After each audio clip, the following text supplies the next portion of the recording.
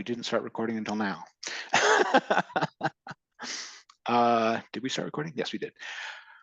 So we were just talking about the whether or not Aristotle provides a founding, and whether the fact that the founding he provides doesn't seem to be a founding to Heidegger. Now, if he doesn't want this logical understanding of language and what it means for a proposition to be true and false to be the kind of founding he's looking for, if he's looking for something prior to that he can relate back to something like experience, then it's fair to say that's not an interpretation, but only because very early in on interpretation, he says, all the written stuff is symbols of the spoken stuff, and the spoken stuff is symbols of thoughts in the mind. If you want to know how thoughts in the mind talk to, reach things, go read De Anima. Right? He says, I've already covered this in De Anima. So even though the traditional order in which these things are taught puts interpretation in front of the student long before they've seen De Anima, Aristotle has already written De Anima when he writes on interpretation, and he thinks he can just like incorporate thereby reference the way in which intellectual souls make contact with reality through experiences, something like that. So if what Heidegger is looking for as a grounding is something more like the mental access to beings, something like that, then there is a grounding of that too in Aristotle, but it's not in any of the places he cited. It's often De Anima. Well, he actually, even that's not true. He does cite it. He says De Anima Gamma, the entire book. He doesn't tell you why the things said in De Anima Gamma are not a foundation for him. Okay. So he looked for it. He looked in all of De Anima Gamma. He read through De Anima Gamma, and he said, "There's nothing here telling me why truth would be in a proposition."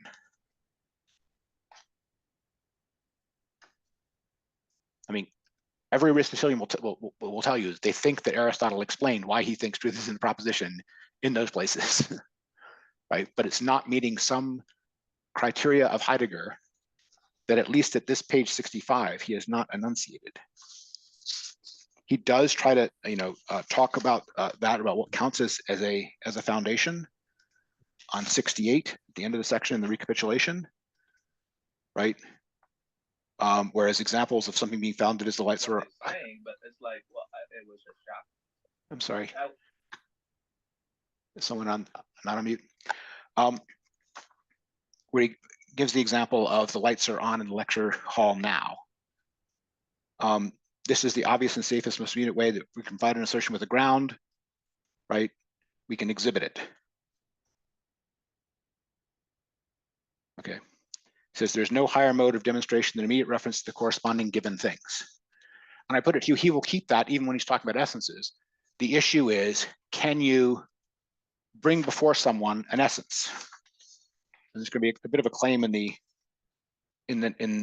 chapter 3 that the answer is certainly not by enumerating facts, certainly not by listing off facts, only by something like a productive seeing. Okay. But the point that I'm trying to get at here is that this claim that Aristotle provides no foundation is riding on a whole bunch of special, relatively unstated positions of Heidegger about what counts as a foundation. It's not completely unstated because by the end of the section, he does state them. But he's saying, I was looking for something like this and I didn't find it. But that doesn't mean that Aristotle doesn't have lots of things for him to find. Okay. All of that on the question of the foundation or absence of a foundation. I want to talk now about the different kinds of essence. He gives a list of, what is it, nine different versions of essence. He's starting by citing a section in Aristotle where Aristotle gives 4 with a, and maybe there are even more, right? And he includes 4 of those, but he also includes one previous to them, which is a kind of Platonic one, one later one, actually 3 later ones, 4 later ones. Basically, half of them are from Aristotle's enumeration of metaphysics, half of them are from Plato, kind of interleaved almost randomly, and then the last one, ousia is, which is usually translated as substance, beingness, is the, or essentia in Latin, is the one that Aristotle himself is kind of eventually coming down for. Okay. Did anyone have any problem with the specific definitions of any of these things? I realize they're given in Greek, and not everyone has Greek.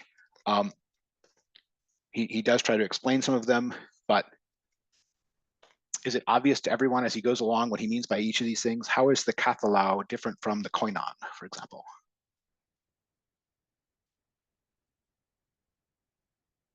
You weren't expecting a quiz.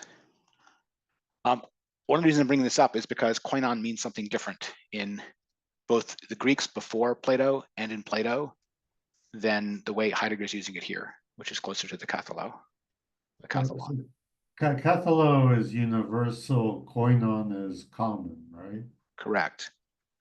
And the universal in the sense of kathalau, I mean, as he says, it's a category of a whole, right? Category as a whole is the literal meaning of kathalon, right? The katho is the same as the kata in categories, and the olon at the end is the same as whole. So the whole category, hence the universal, right? So we get the notion of universal from whole category as its root, its Greek roots. But the koinon, the common, was a term of philosophical art back in Heraclitus. And it didn't refer to what all the instances of, what all the Toyota Corollas have in common that makes them Toyota Corollas. What Heraclitus meant by the common was the world of the truth that we all share that isn't in any of our private minds. It was uniting across the many minds, not across the many instances of participation in an idea. And koinon in the Theaetetus, the one talked about in the Other Essence of Truth book, is brought up by Socrates because he's talking about the logical and mathematical machinery outside of the individual perceivables, precisely because he's arguing against Pythagorean relativism.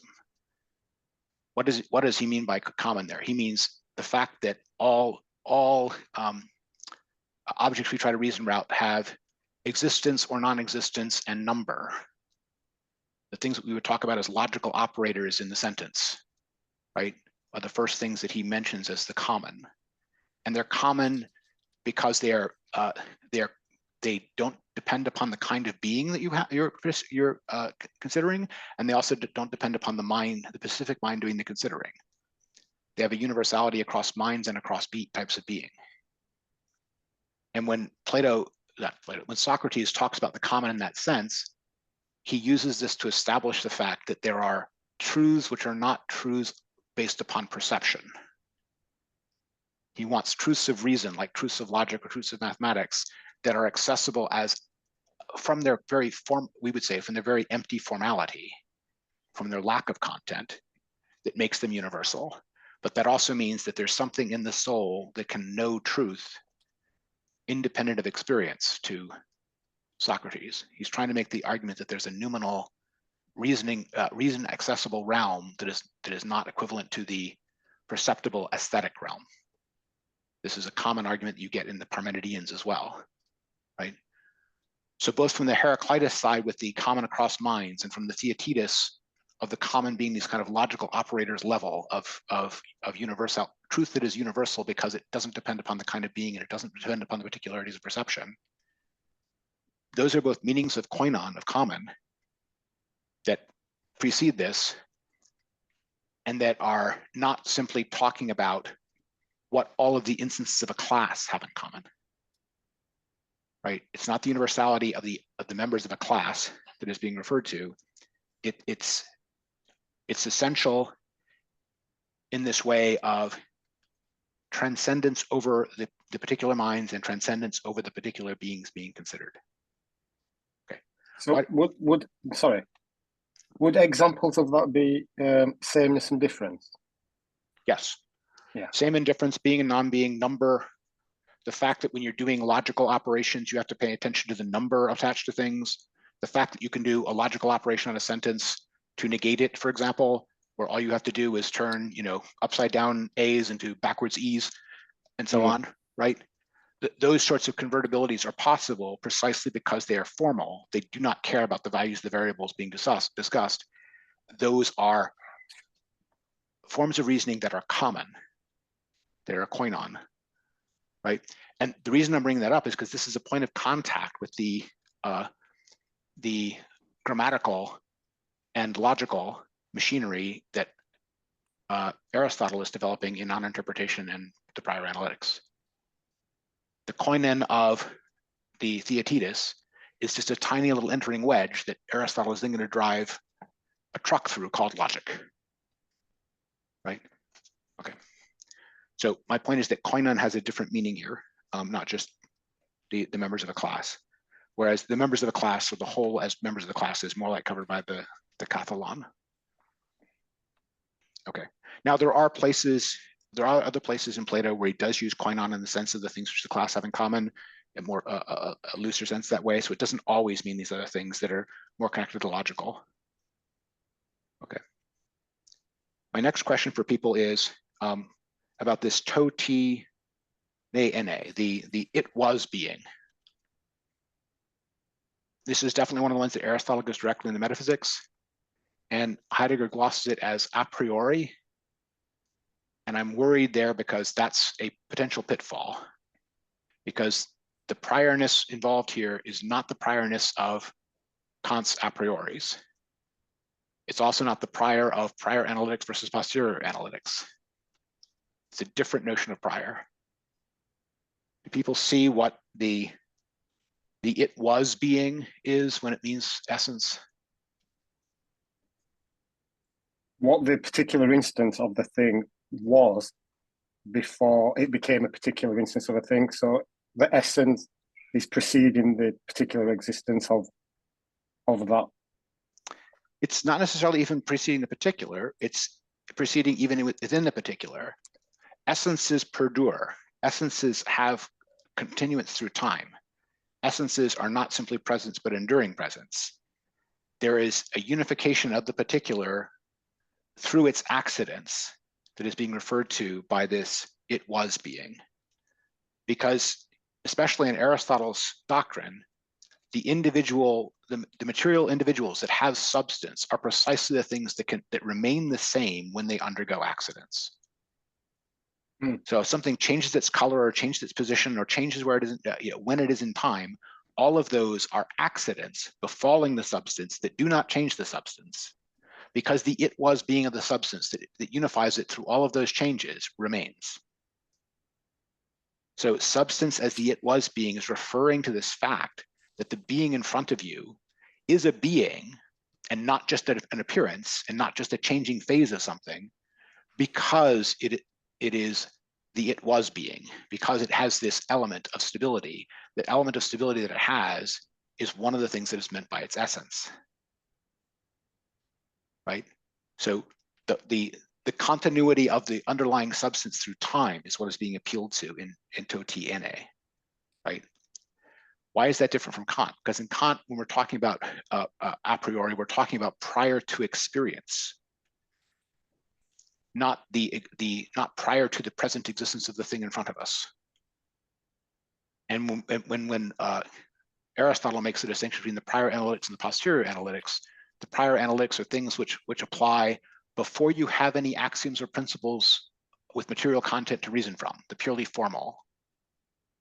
Whereas the posterior analytics are after you have such principles, like you have the axioms of plane geometry and you can spin out Euclid, something like that, right? Which Euclid is not logic, so it's an application of posterior analytics to do geometry because you have some axioms to start from which are not axioms of logic.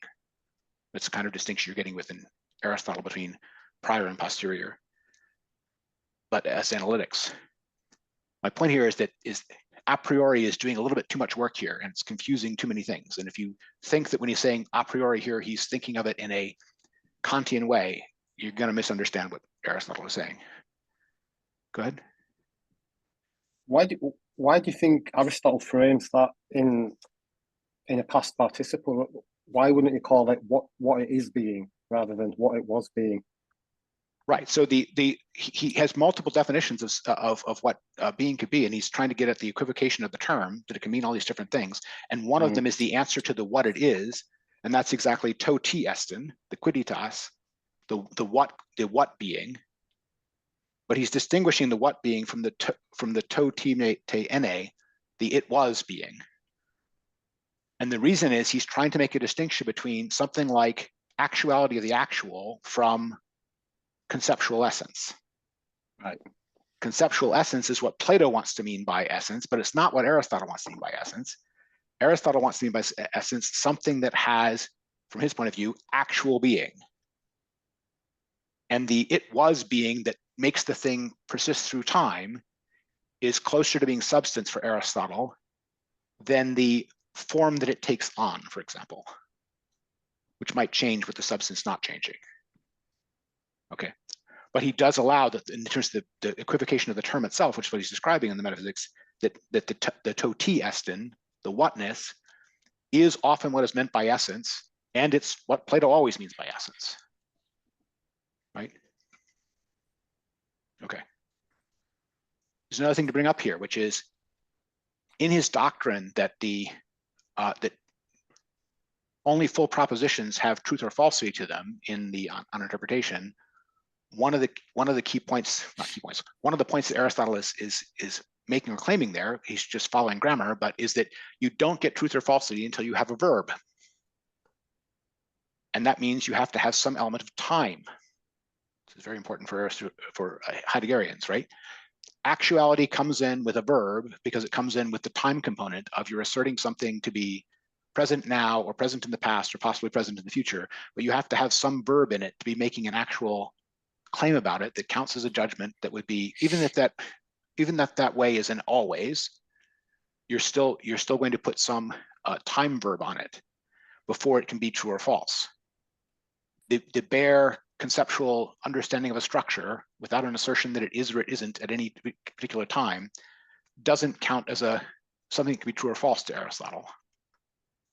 Okay, and that's related to this understanding of the it was being and time coming in and things only becoming true or false when they have a verb.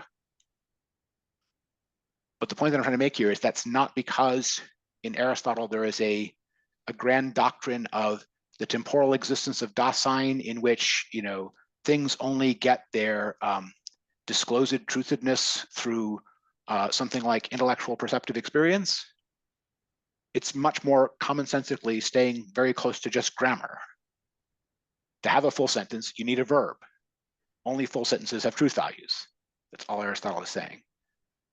But you can see how that point can result in a excursus into logic as opposed to a delving into what are the phenomenological requirements of truth appearing, if that makes sense. Okay. Questions about any of these, the particular versions of, we haven't gotten to eidos and idea yet, but any of these particular versions of essence? I have a question, Yes. Jason. When I was reading this, and remember, I don't understand any of the Greek unless he explains it. Sure. And I have no philosophical background, so never mind mentioning Kant or previous philosophers. But just going on the grammar alone, when he was talking, when you mentioned that beings show themselves in themselves, and remember I interjected, I said, and endure. And when I said endure, immediately it seems to me that you have to say that the being not only shows itself, but is there you bring in time, because a being that can show itself, let's say a spark or a shot in the dark, something, and then you would say, what was that? There you use the past tense. What was that? So I saw that basically as enduring, that it has to endure and stay there. However, then the word became constance. But then you have the quiditas. The minute you change the word endures to a constant presence, you have already assimilated or accepted the quiditas. I don't know if I'm making any sense. Thank you. I got it. He is, so for Aristotle, let's leave out Heidegger for a second. For Aristotle, he's going to insist on something being constant through the changes, but not necessarily because he's insisting upon the Platonic notion of quiditas as the answer to what essence is. Aristotle wants there to be a substance which underlies all the changes that it undergoes. and of which all the things that are predicated of it with all their different time senses are predicated.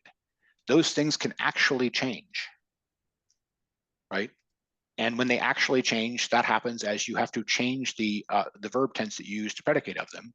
But the fact that you're all talking about, say, Socrates when he's young and Socrates when he's old, you're still talking about Socrates, and Socrates is the essence there that is uniting the things that you're talking about, right? For Aristotle, it is substances that can change, but the changes to them are accidental to their essence.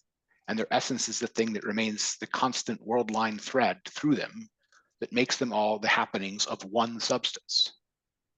Does that make sense? Okay. Yeah, great question. And in comparison to that, the focus on the whatness, the quidditas, is a very Platonic way of understanding these things. And in part because Plato is going to understand all of these things happening in time as being only another way in which ideas inform things. There's the ideas of the material particulars, which have this participation in time aspect to them that makes them more into just like forms. And there he's going to be closer to an Aristotelian understanding. But that, as Heidegger correctly points out in our reading, is to Plato a derivative, derived, and lesser form of being. Whereas the constancy of the unchanging essence is a purer form of being for Plato. Okay. But that means that Plato winds up with a problem with actuality, whereas Aristotle is all about bringing in actuality. Okay. I want to talk quickly about the eidos, to eidos, and idea. These are the ones which are the most Platonic one.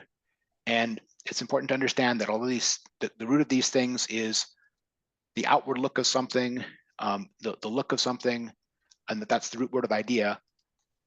Plato is still the philosopher of the distinction between appearance and reality, right? He's the philosopher of the allegory of the cave, who tells you that most of the things that people see and interact with are shadows of artifacts, not the essential beings themselves, until they learn to reorient themselves to look for true being behind the shadows of artifacts, something like that.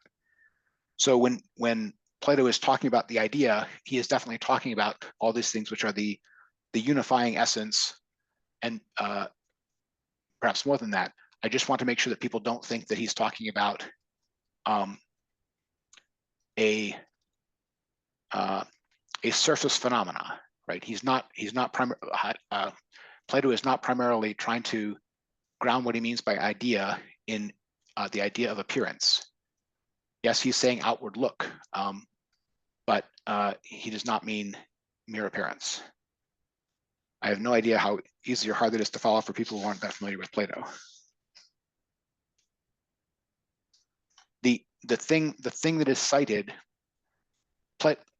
when he gets to productive seeing, Heidegger is getting very close to, I think, what Plato means here, but there is something like an actual citing of the essence that allows one to see the underlying continuity behind the changing appearances and across the interpretations of it by different minds. And that core is an essence, right? So for something to be an essence, it has to have a cross minds and a cross time stability. And that cross minds and cross time stability is being used to explain the phenomena as like an underlying generator of them. Now, Pete was saying earlier that some of this comes naturally to us from our notions of modern experimental sciences, where we make a guess about a theory and then we see if the experiment confirms it or not, right? Or if we're Popperians, refutes it or not, as opposed to actually being able to confirm it.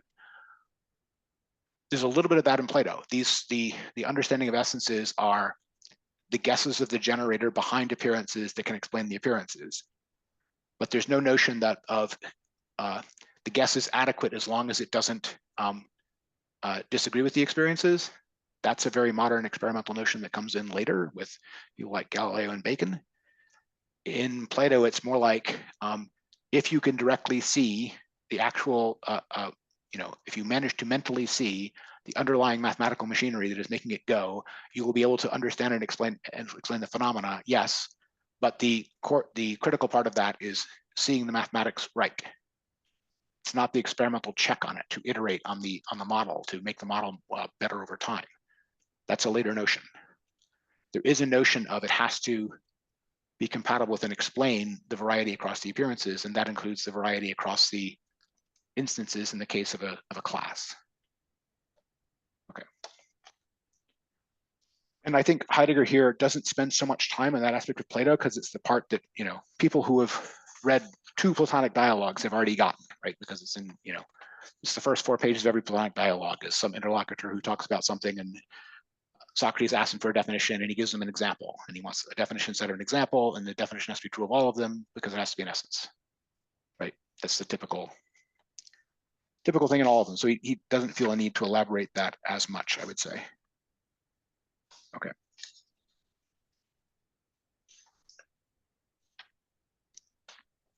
I've covered what I wanted to cover about at least the variety of the senses of essence in the Greeks. Are there any further questions about those 9 examples? We talked about the founded or unfounded. Unfortunately, before we started recording, but and there the core issue is that what Heidegger wants to count as a founding explanation is not adequately met by what he finds in the grammatical and logical argumentation of Aristotle. Perhaps because he's looking more for a phenomenology of immediate experience. The closest you'll get to something like that would be in De Anima, and it's fair to say it's not up to Heidegger or even Husserl standards. It's a much breezier treatment that assumes that things that we naturally manage to do are trustworthy, because if we do something naturally, Aristotle assumes that it's correct, if I can put it that way.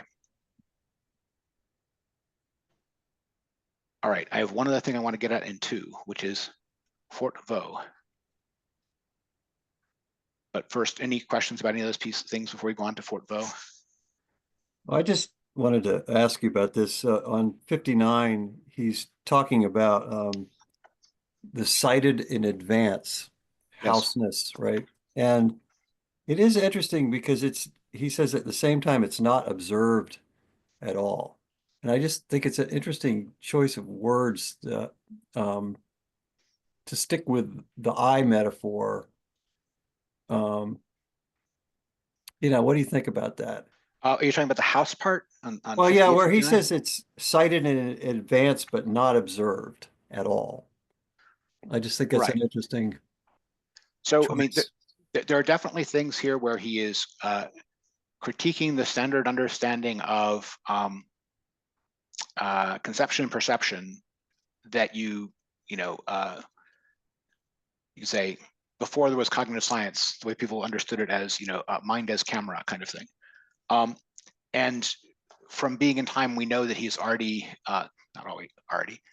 he's always stressing the fact that we interact with things as equipmental contexture, by how we can interact with them, what we can do with them, the way in which the possibilities of interaction with them are entwined with the ways that we can be.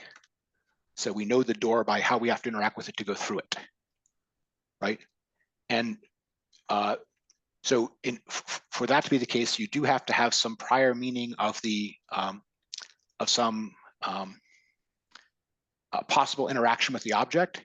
The point I think he's making about the house there is a somewhat subtle point, which is that you interact with the pieces of the house, but not with the house as such, because the house as such is too abstract over all of the ways you can interact with it.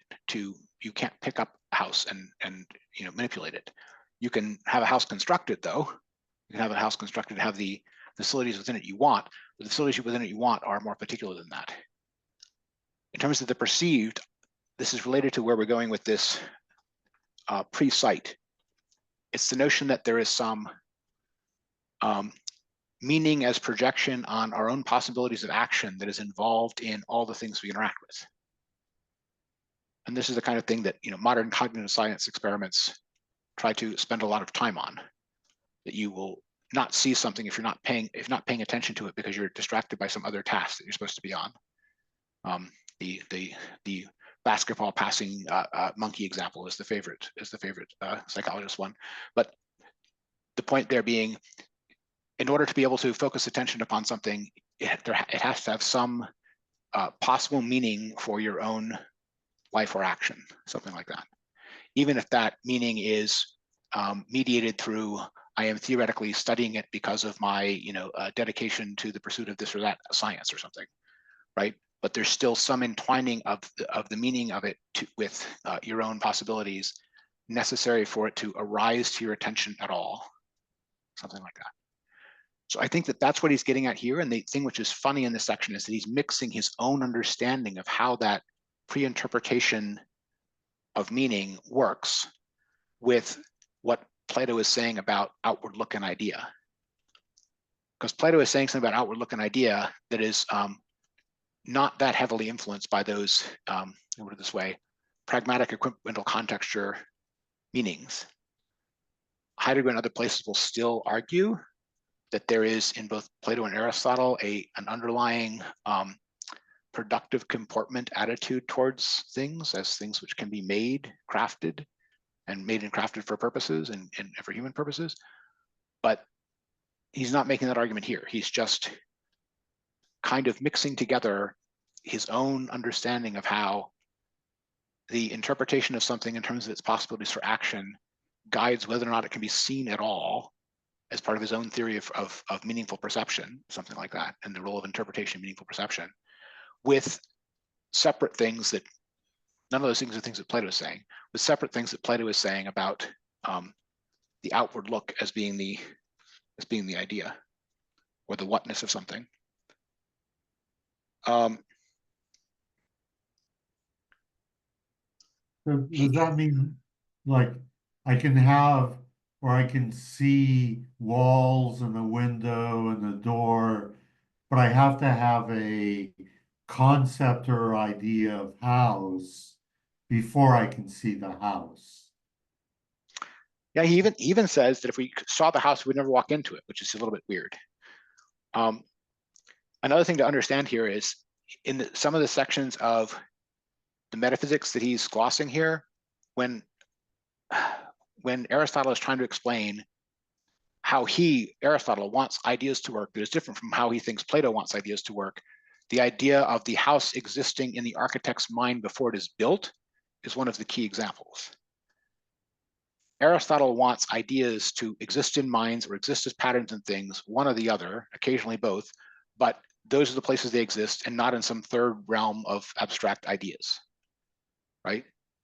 But because of that, he needs to go through the way in which you can have the idea of the thing before the thing exists and use it as the guide for the production of the thing. That's the idea of and his example is exactly the idea of the house in the architect's mind, right? So the pre-existence of the idea as the plan upon which it is constructed is used by Heidegger elsewhere to talk about the productive comportment as being fundamental to Greek seeing or something like that. And that is more in line, honestly, with Aristotle in the metaphysics than with Plato. But it is there. And the house example is even there. But he is not saying things here about the house which exactly agree with the things that Aristotle is saying about the house. He's saying something more like, we need to be able to meaningfully interact with the pieces for the whole to have a meaning which is a hidden. There's a sense in which the hidden totality horizon is always there as a not in the focus of the attention for Heidegger, right? So all the things you can do at the house get rolled into what the house means, but the individual things of how you interact with the door, etc., are foreground, much like beings are. I don't think he's made that case strongly enough that I would think that you cannot interact with a house, especially if you're an architect. A house as such and not its pieces. I think you can, for a lot of Aristotle's reasons. But that is what he's saying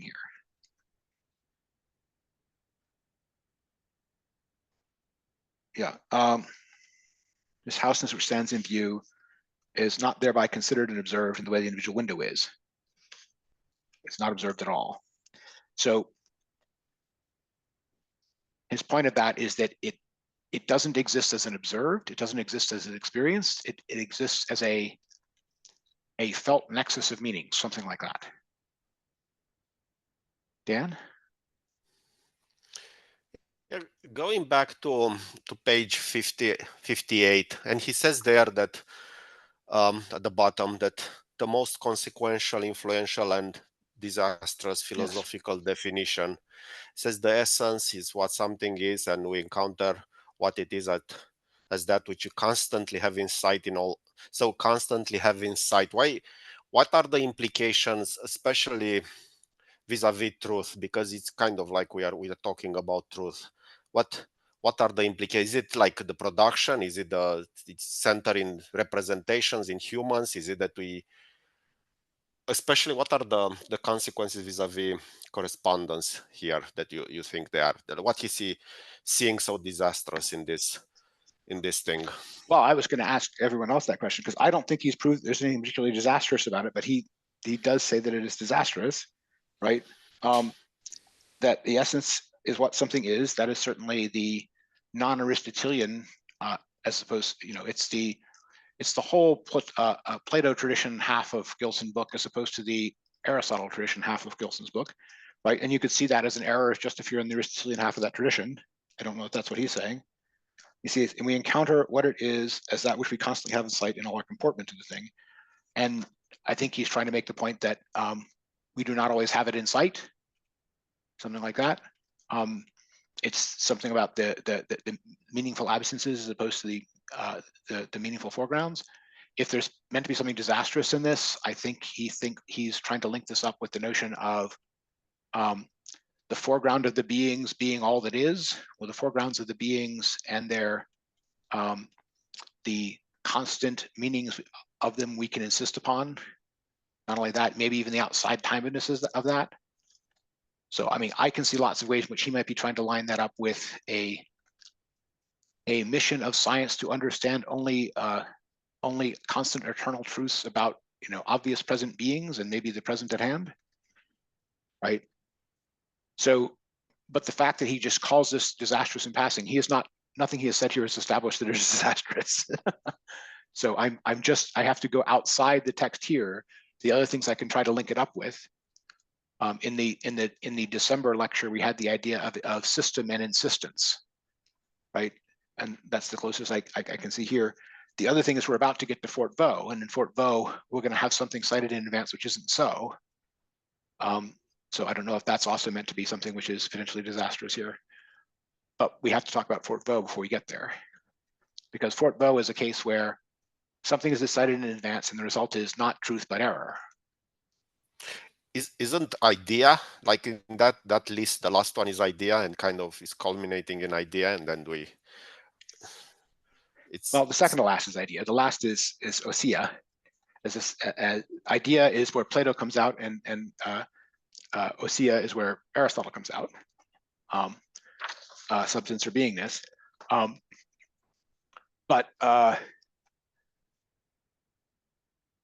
Yeah, I mean, I have my own take on how much the argument of the sections we've read so far managed to get to the level of Plato and managed to get to the level of finding anything off kilter in Plato, but we're not ready to have that conversation yet because we haven't seen what the actual claims are. For my own cards on the table, I don't think Fort Vaux has fallen. The upper floor maybe, but not the lower floor. Whereby Fort Vaux, I mean something like Greek philosophy. Okay, so did people follow the Fort Vaux example? I realize he's referring to a piece of history that might be, of present and immediate weight to the people in the room when he's telling the story, and probably isn't anyone here.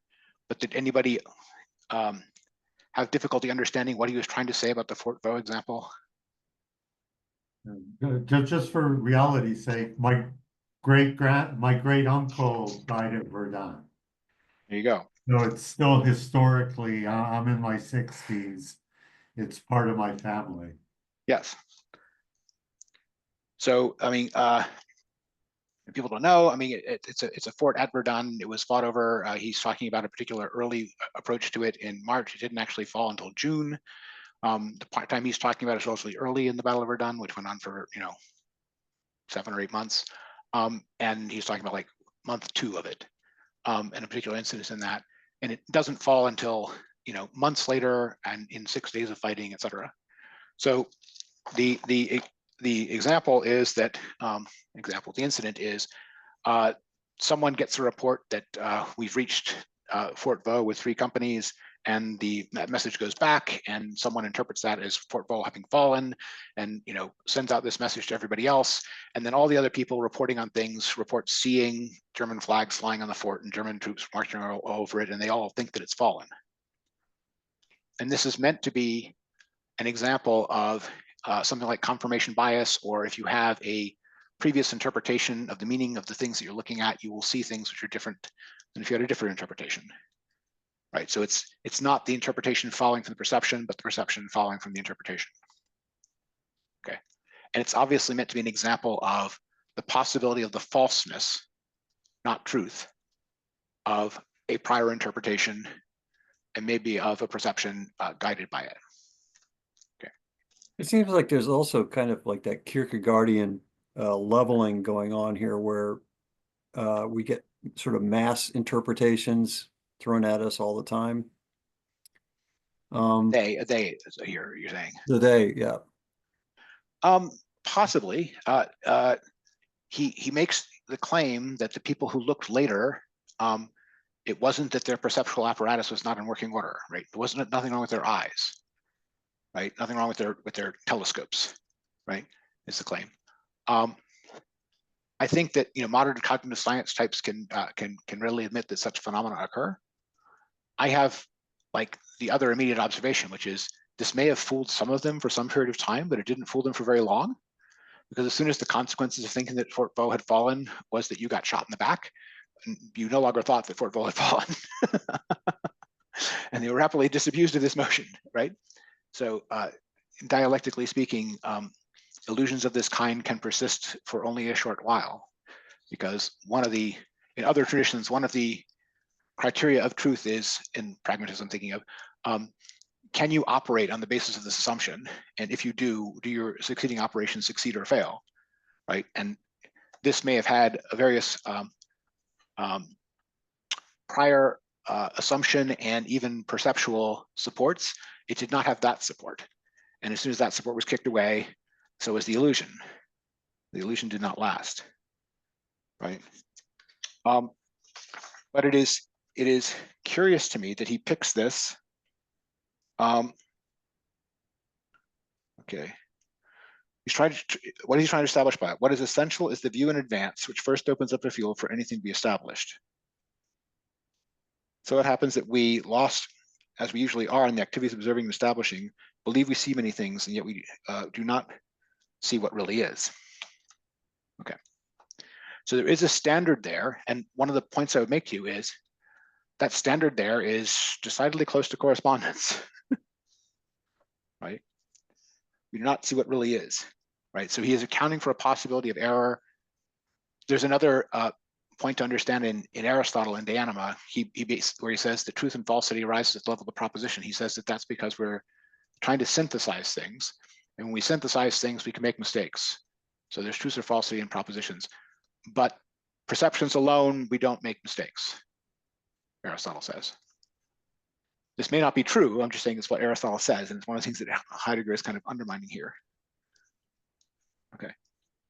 But it's curious to put this right after talking about the Platonic disastrousness that Dan was highlighting, right? Because it's meant to be a disastrous, it's meant to be a source of error rather than truth, but it's meant to be a form of error that is the result of a pre-sightedness that was wrong. If you get me. Okay. I also just think that he's also kind of saying that we're always living in that interpretation, whether it's right or wrong, that it's the sightedness in advance is a kind of interpretive state.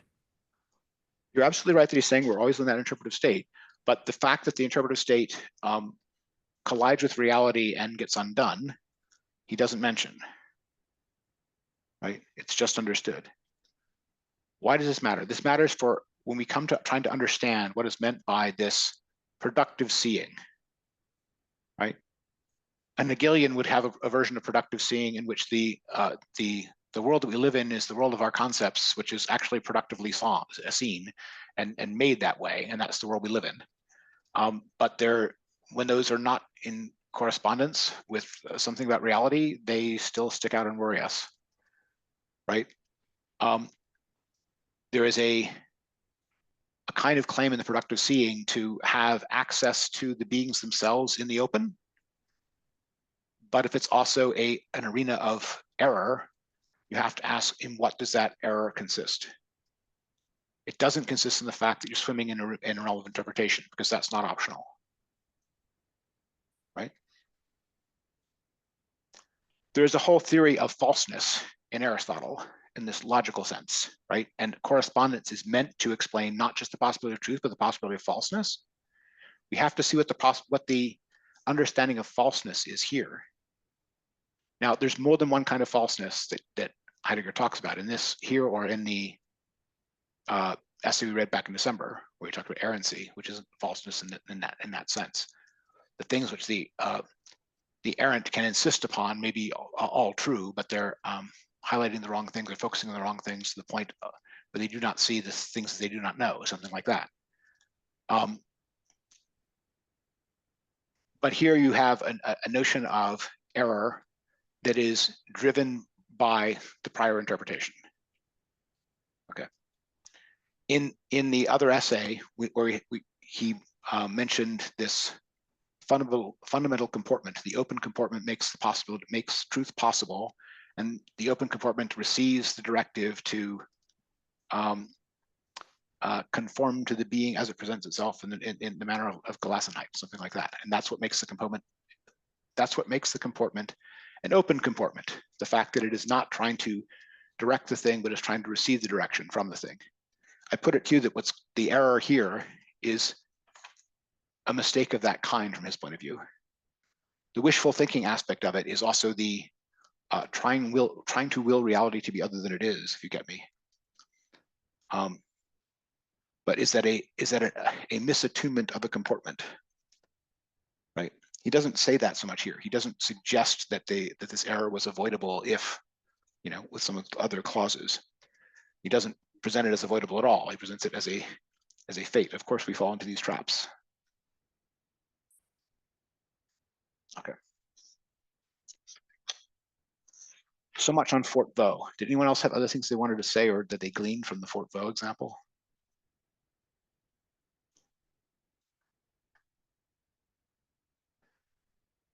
I have another rhetorical use I'm going to make of Fort Vaux, which is the error in the case of Fort Vaux was that they got to the objective but didn't take the objective.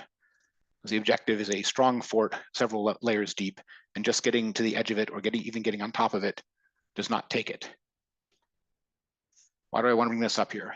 Because in some of the things here where he's wrestling with Greek philosophy, precisely because he's not doing things like distinguish Aristotle's doctrines from Plato's doctrines, or examine in detail Aristotle's own reasons for believing his own doctrine, he's not getting down into the fort. He's just on the surface. He's not taking Fort Vaux here. There may be other places where he manages to take Fort Vaux in the sense of showing some fundamental issue in Greek philosophy that is to be superseded. That is not happening here. I do think that in the essay as a whole, he's getting at some points of agreement with Greek philosophy. He's trying to obtain a level that Greek philosophy was already on, and that he will acknowledge Greek philosophy was already on, and he's doing so because he wants to reach that leverage point for the reasons Josh was talking about. But what he's not doing here is establishing that that Plato was the most disastrous, made the most disastrous mistake in the history of philosophy, or something like that. That is not being established here. That's, second level down Fort Vaux, and it's untouched at the moment. Okay. I now want to go ahead. Because I was also seeing on at the end of the list, he had Uzziah. Yes. And so instead of Forvo, if we go back to the architect and the house, Yes. that there's the plan for the house, and you see the house, and you say, oh, that's the house, and you don't realize it's a film set, and there's just a facade. But if you go up to it and try to go through the door, then you see, oh, it's just a facade. It's not really a house. And going up to it would be the ousia that also includes the helos, the materiality of the house, and not just the idea of the house. So, I mean, perhaps, I mean, it is definitely Aristotle who is on the ousia substance as meaning of essence, meaning of essentia train, right? And for Aristotle, the underlying substances, right, are more like the particulars, even the material particulars. The matter isn't the most real thing about them, but it is something that they need in order to be actual. They are putting together of a matter and a form, and they need both of them in order to be the substances that they are. And their substantiality, in the sense of their, you know, enduringness and ability to do the act that only they do, may depend more upon their form or essence in a Platonic sense than a Heideggerian might want to let on for Aristotle, or might want to agree to for Aristotle. But it is still for Aristotle the particulars that can endure through time, that are substances and have being in the most important sense, right? And that's what the ousia term is trying to get at for not the Greeks as a whole, but for specifically Aristotle. He's making ousia his term for what counts as essence, because he's trying to get away from the Platonic abstraction of an essence like an idea to something which actually has, well, actually gives the game away. That exists in act, right? Right, that acts, and that is therefore in time. The person who's responsible for that move away from the abstractness of theoretical essences, so to speak, to wanting to restrict the meaning of being to things which are concrete, we would say, is Aristotle, right? And it matters to understand that because he's also the person who is responsible for this giant turn to truth as correspondence, and to centering logic, and to making truth primarily something that happens in the judgment or in the mind. All of those moves are being done by the same person. It's Aristotelianism. Okay. Sorry, Leon? I'm just looking back at the previous example.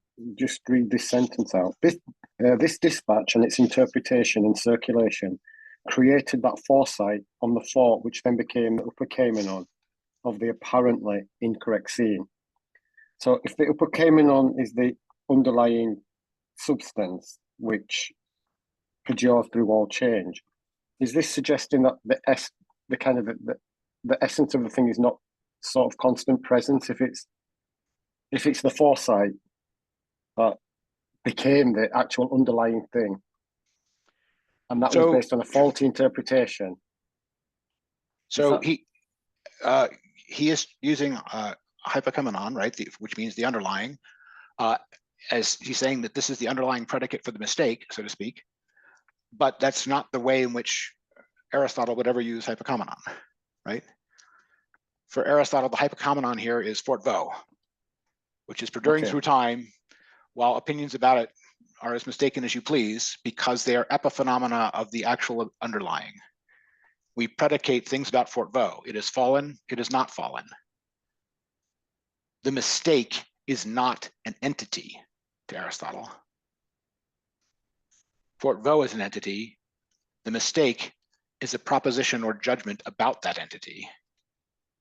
It wouldn't exist without the underlying entity, the fort. So the underlying for the hypercomenon here is that about which the predication is all about for Aristotle, and it's not a mistake.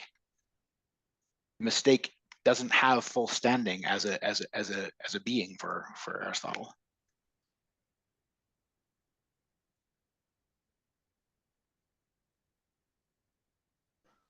So I agree that the use of it here is strange, because he's definitely deviating sharply, willfully, from what Aristotle would mean here. Aristotle would say the reason you can be wrong about that is because it's a judgment, and it's a judgment about a particular thing. And the fact that your judgment about it can be wrong is because the states of fort vaux being taken and fort vaux not being taken are both perfectly compatible with logic and reality. One of them will be actual, and the other one will not be actual at any given time. Your judgments about it can be true or false because of that.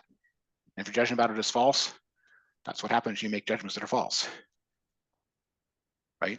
But the underlying there is the thing which has material existence and perdures through time. In this case, the fort. That's what Aristotle would say. Yes. But it seems like Heidegger saying something different there. Absolutely. I think he's trying to look. Sorry. Am I correct in thinking he's trying to really sort of loosen up that conceptual term? He is trying to say that the perceptions themselves can be wrong, right? And Aristotle thinks that it's the judgments that can be wrong, but the perceptions are going to be right. And Heidegger is trying to say, if your interpretations are wrong, which are maybe judgments to Aristotle, your perceptions founded upon them will be wrong too. You will actually see things which aren't there, or the things that you see you will so misinterpret them that your perception itself will be skewed. And that is not something Aristotle is agreeing to in De Anima or thinks happens, right? So that's a change. That's a change in the understanding of how perception works in Heidegger, where he's saying that the centrality of the interpretation to what we perceive is way more fundamental than Aristotle thinks it is. Yeah. Right. And both of them are seeing that it's possible to have a false judgment about whether the fort has been taken. Aristotle wants the truth or falsity of that as a matter of logic to be the critical thing. And as for the perceptions about it, if you didn't perceive it correctly, get a better perception, right? Get a better pair of binoculars, look at it up close, look at it, get more reports from more people, whatever. Not have a different interpretation going in, right? So yes, they have different prescriptions, but they agree on an underlying error. The thing they're fundamentally disagreeing on is how dependent perception is on prior interpretation. Yeah. Yeah, fair question. Okay. All right. We already talked about the absence of foundation, meaning of foundation. The next thing we have to get to in chapter 3 is this example of the inability to found the meaning of an essence on the instances. Do you guys follow this? This is where he's saying you cannot understand what a class is by looking at all of its instances effectively. He gives the example of, not even the example. He makes the claim that even if you got all of the actual ones, you couldn't get all the potential ones, because even if the actuals aren't infinite, the potentials are. You can't survey an actual infinity in order to cross it to get to the full class, something like that. What do people think of this argument? Why is it here?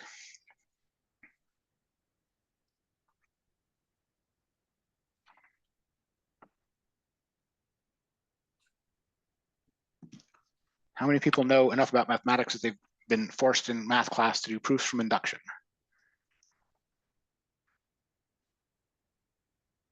Anyone?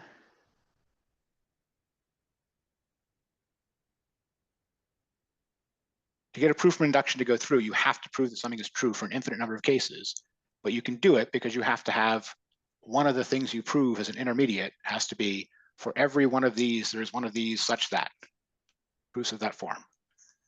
You need to construct a function or machine that deals with, if it's true for this case, it will be true for the next case. If you can prove that if it's true for this case, it will be true for the next case, you can prove from the axiom of induction that it's true for all the cases. Arithmetic has the axiom of induction, finite systems don't, but separate point. What am I getting at here? This argument is weaker than it looks and proves less than it thinks it's proving.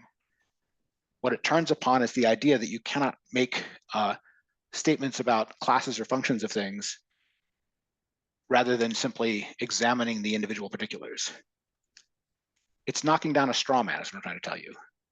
There is a version of trying to understand what it means to view the common across a class that is knocked down by this argument. If you think that classes are just sets and sets are just defined by their members, right? Then this argument works fine.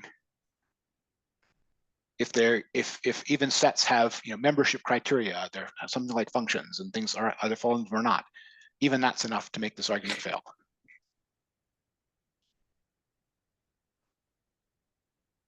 I have no idea if people hearing an argument like this about all the assertions can see what's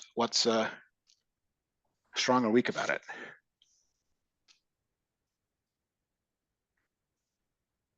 It's a very weak argument from my point of view. Why is it here? What purpose is it serving in the connecting flow?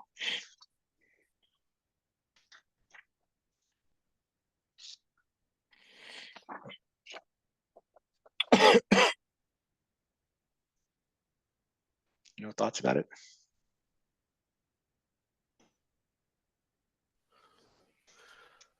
There is this kind of like the Heidegger is always like what's real, and there is this argument that we need to stay close to events and to life and so on, and that's the real thing. And he's kind of making an argument that that's not real, not the deal. You still need to go back to philosophy and to this kind of like what's pre-given, and that's what things actually boil down to. And to me, we are going to get to a grasping of pre-given, but the argument that he's making from 69 to 71 turns upon a attempt to understand the general by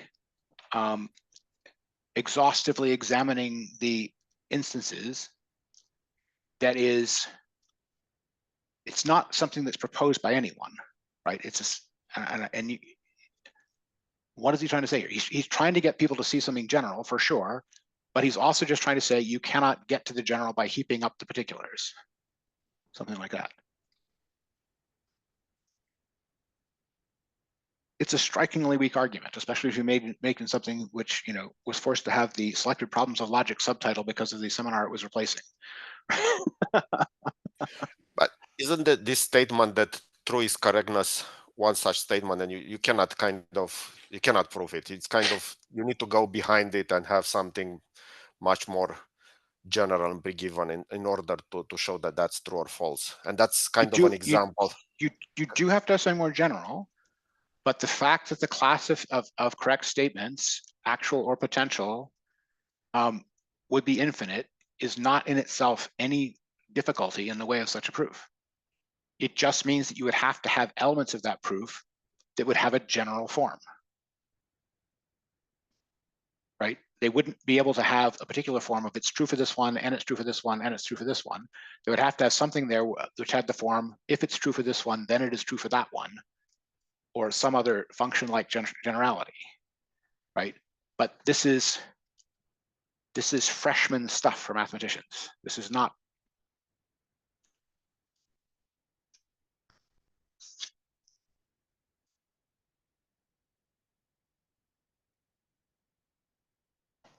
All right, he says that we've already supposed the legitimacy of an essential determination. Anyway, I don't want to labor the point too much, but it is correct that if you want to establish something like the truth of the correspondence theory of truth, you need a general argument. That is true.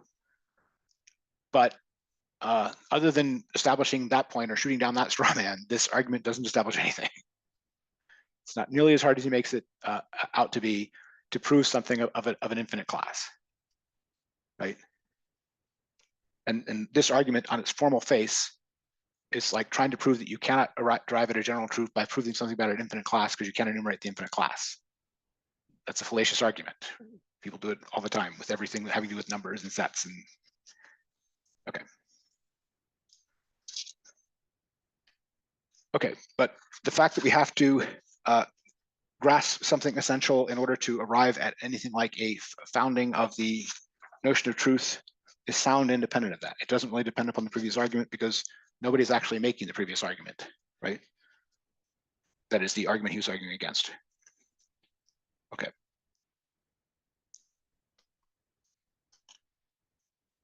Here we get to the productive seeing.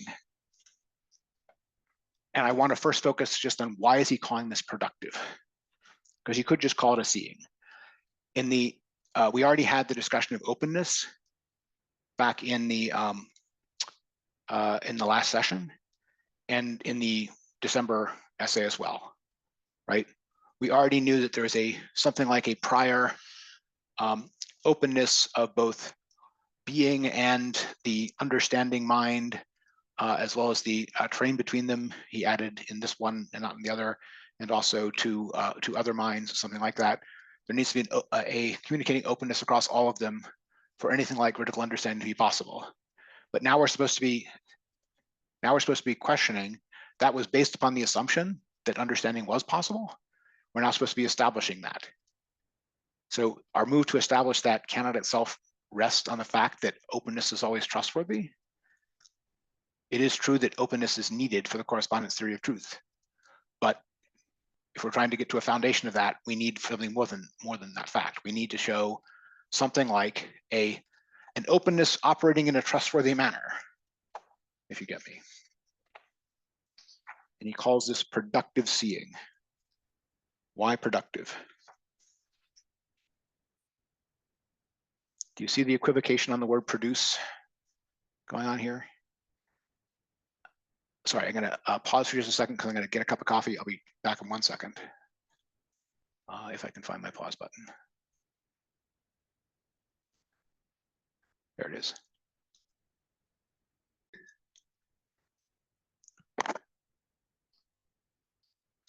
Other people needed a break.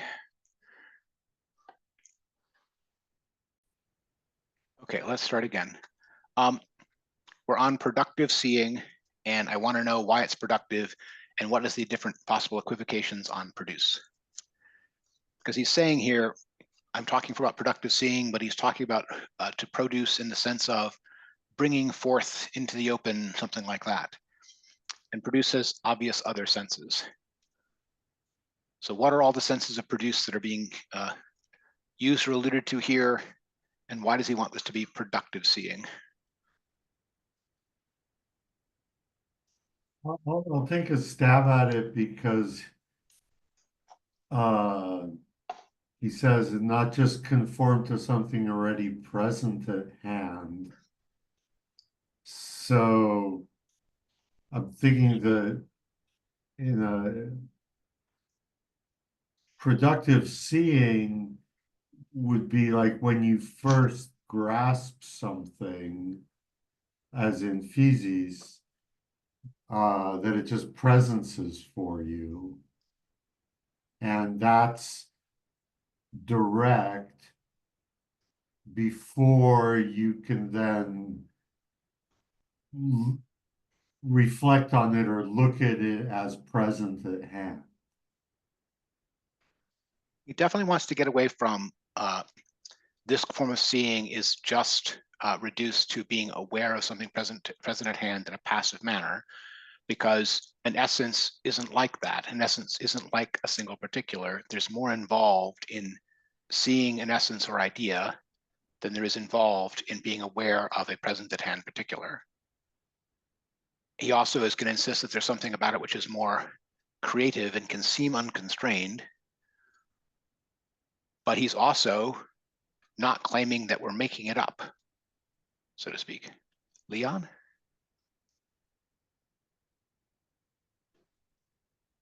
I don't know if Leon, if your hand is up, if you want to talk about this or. Sorry, I was on mute. I'm just thinking about productive seeing as actively disclosing possibilities and potentialities. I know you just mentioned something along those terms in the sense of creativity, but I obviously, as you mentioned, I have the question about how is this not then completely arbitrary? Yes. So I'm stuck at that point. I can't get any further than a creative disclosing of potentialities and possibilities not being just an arbitrary disclosure, a personal subjective arbitrary disclosure. Right. So he definitely doesn't intend that, but you're right that he hasn't explained to you how it isn't that. Right. Sorry, I want to get some comments from a couple others before we. No problem. John? Yeah, I'm kind of with Leon a little bit here, but he does make a distinction, and it's not a consensual kind of grammar thing that we all decide that a table's a table because everybody thinks that way. But he does say this thing about dominating speech, which almost sounds like a biblical kind of naming. Or a poet, a master, a strong poet's sense of creatively using language to name things. It's just throwing this out. You're definitely right that he's getting at something like a notion of a founding revealing, a naming revealing. He mentions that a philosopher is not a thinker unless he is this kind of seer, he says. And there is no question that he thinks of even bringing something to language in the first place as being the thing which the thinkers and the sayer and the poets do, something like that. But it still is bringing something like being to utterance, and that's the part which we're still dancing around. Sorry, Josh, you want to give an input here? Yeah, I wanted to use an example which seems to me makes sense to me, or allows me to make sense of this. So if I say, this is a chair, so there's something in front of me and I'm pointing to it, I'm saying, this is a chair. So I'm relating that something that I'm pointing to a category, chair, that I have in my mind. But the chair that I have in my mind isn't a present at hand thing that I'm making reference to. I'm not regurgitating this already present notion in order to then compare it to what I have in front of me. In making reference to the chair in my mind by saying, this is a chair, in the moment that I'm doing that, the so-called universal category chair that I'm referencing is the ground, but it's not a present at hand ground which is already there that I am consulting. I am laying the ground for it. Now, what does that mean? You're asking that question. What does that mean? Well, I'm reminded of Wittgenstein's notion that when we use the word, we're not consulting a rule or whatever, no rule, no pre-existing, a structure or rule or criteria can determine the use of that word. In the use of that word, we are essentially sort of, producing a sense, a contextual sense of it. We're bringing the word alive in a new way. We're fleshing it out in a new way. And so I think so when I think of sort of this is a chair. So in the referential relationship between that thing in front of me and the chair that I have in my mind, if it's a refreshed contextual sense of chair that I have in mind, that I am relating to this chair in front of me, it doesn't allow one to. I think that structure of Heidegger talks about it in terms of to say this is a chair. It's an as structure. I'm seeing this as a chair, and the asness is refreshing. Both sides of the relation are essentially in a sense emerge or produce freshly. So anyway, I mean, I could when I Yeah, I don't think that's too far off. I mean, but there are some Yeah. elements of the hypothetical as you posed it, which are, you know, a little question begging here, right? You already know that the thing in front of you is a chair, right? The admonition in the productive seeing is to produce something like, to bring forth the coherent structure that is something like chairness, that is in the chair and that can be used in other instances as well, right? There, the productive seeing is meant to be something like a original organizing of experience or possible interaction with things, something like that. And it is not obvious. It is not obvious how constrained or unconstrained that is. Plato has a notion of how constrained that is. He thinks that it has to deal with the fact that it needs a stability across minds, and it needs a stability across time and other criteria like that, and it needs to explain the appearances. I'm not seeing that kind of a criteria here. The criteria here is that it bring forth the being. And bring forth the being is something like, it has to function as the reference, almost linguistic, almost summoning spell for the experience of the intuition of the interior of the thing. Something like that. And we get, you know, glimpses of that in various other places in Heidegger. But here he's just calling it producing as bringing forth the thing. And he's not choosing the word disclose. He's not choosing the word uncover, or, you know, faithfully sketch, any of those things that would have to do with correspondence. He's saying produce. And yes, you can say produce as in produce the witness. The witness is already there. You're just bringing them before the court, right? And that sense of produce is definitely meant here. But the word he's choosing has all these other connotations of constructing, of making, of legislating into, something like that. Dan? Yeah, I was thinking the same lines with you, like that there are two connotations. One is kind of like the positive one that goes with unconcealing, where design is an active part of all this process. But then there is the negative one, like, and especially I think we read that in Ross with Platonic productions. He goes there and Yes. like the Greeks look around them, see what they produce, and then they started to create philosophy on those productions. And that thing ended up with Nietzsche and with current technological society where everything is produced. And I think Heidegger here is trying to stay with the second one, the negative one. It's kind of, he doesn't like it, and he's using production more to, in that negative sense that he's fighting against. Yeah, it's not obvious he's fighting against it here. I mean, it's not obvious he's fighting against it here, because he's not deriding a productive comportment as somehow distorting or anything like it.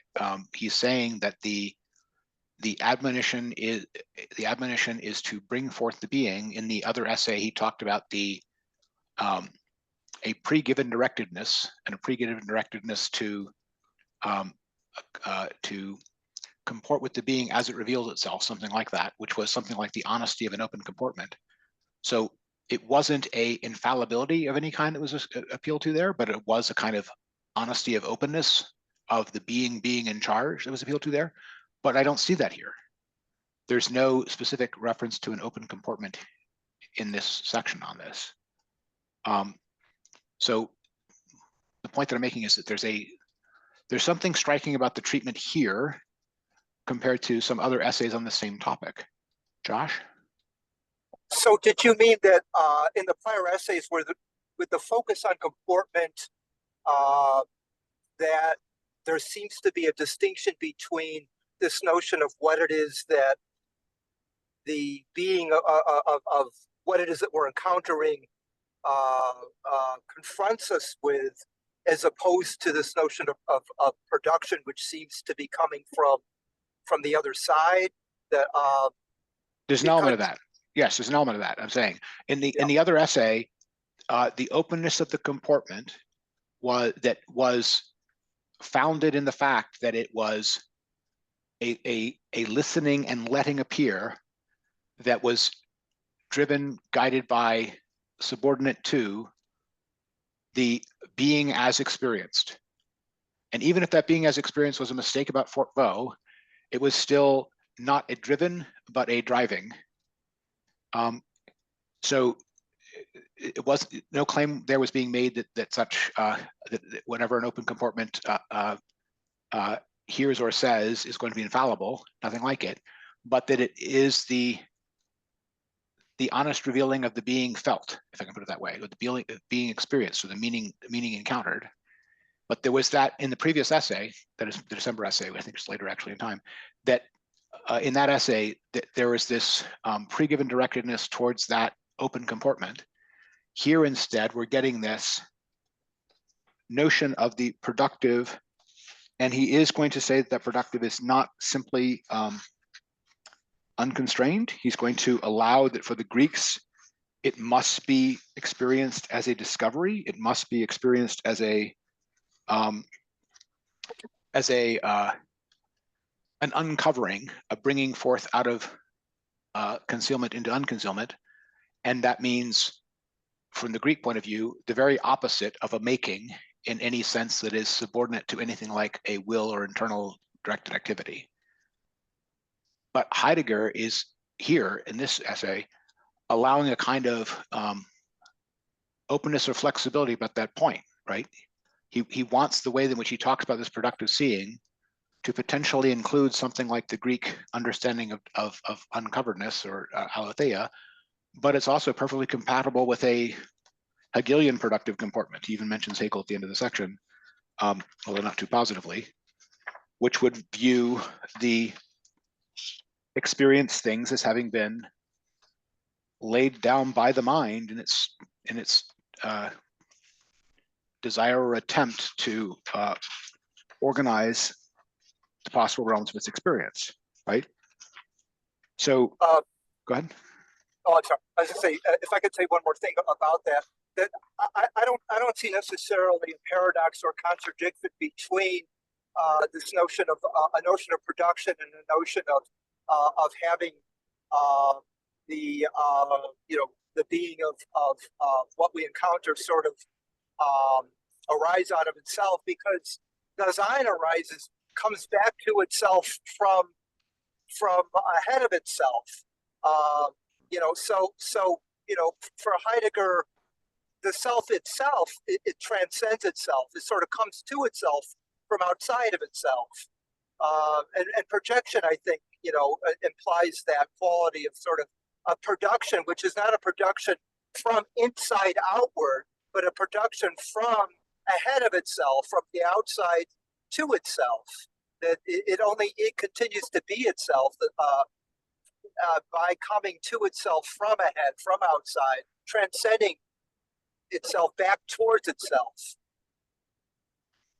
So I agree with you that is what he means by it here, but he's still using this notion of producing as just bringing forth, but choosing to use a word that is perfectly assimilable with non-Heideggerian understandings of how that happens, right? He's going out of his way to use the word produce for something that the Greeks would have called unveil. That's what I'm trying to say. And the question is why? Why call this production as opposed to unconcealing or discovery?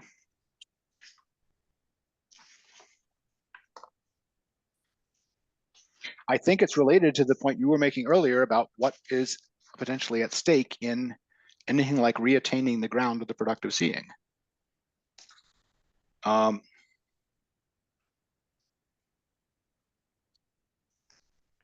Says, to the point where it would be wholly un-Greek to say that the ideas would be brought forth. Meaning, for Plato, the ideas have to have already existed. And he says, nevertheless, the grasping of the essence is indeed, even for the Greeks, a bringing forth. You just have to see bringing forth in the Greek manner. Bringing forth in the Greek manner is bringing forth into unconcealment from out of concealment, but the concealed was already there, right? But this is a lessening of what he just said about producing that he says a Plato would object to, for all the reasons we saw when we were reading Rosen, right? It says this bringing forth or producing is not a fabricating or a making. It is indeed a coming across something. To come across something, it must already lie before us, right? So these are all taking back in, possible intentions of the word producing, but he still calls it a productive looking in the emphatic sense of the word. The essence is not manufactured, but is also not simply encountered like a thing present at hand. Instead, it is brought forth in a productive seeing, out of the invisible into the visible. So I think this is critical for understanding Aletheia as the Greeks experienced it and how he's glossing they're experiencing it. But he is still putting all of this in the arena of production. That may be because of claims he wants to make about it being found in a productive comportment, or maybe because of things he wants to make, as Dan was saying, about how he wants to line this up later with productiveness or technicity, something like that.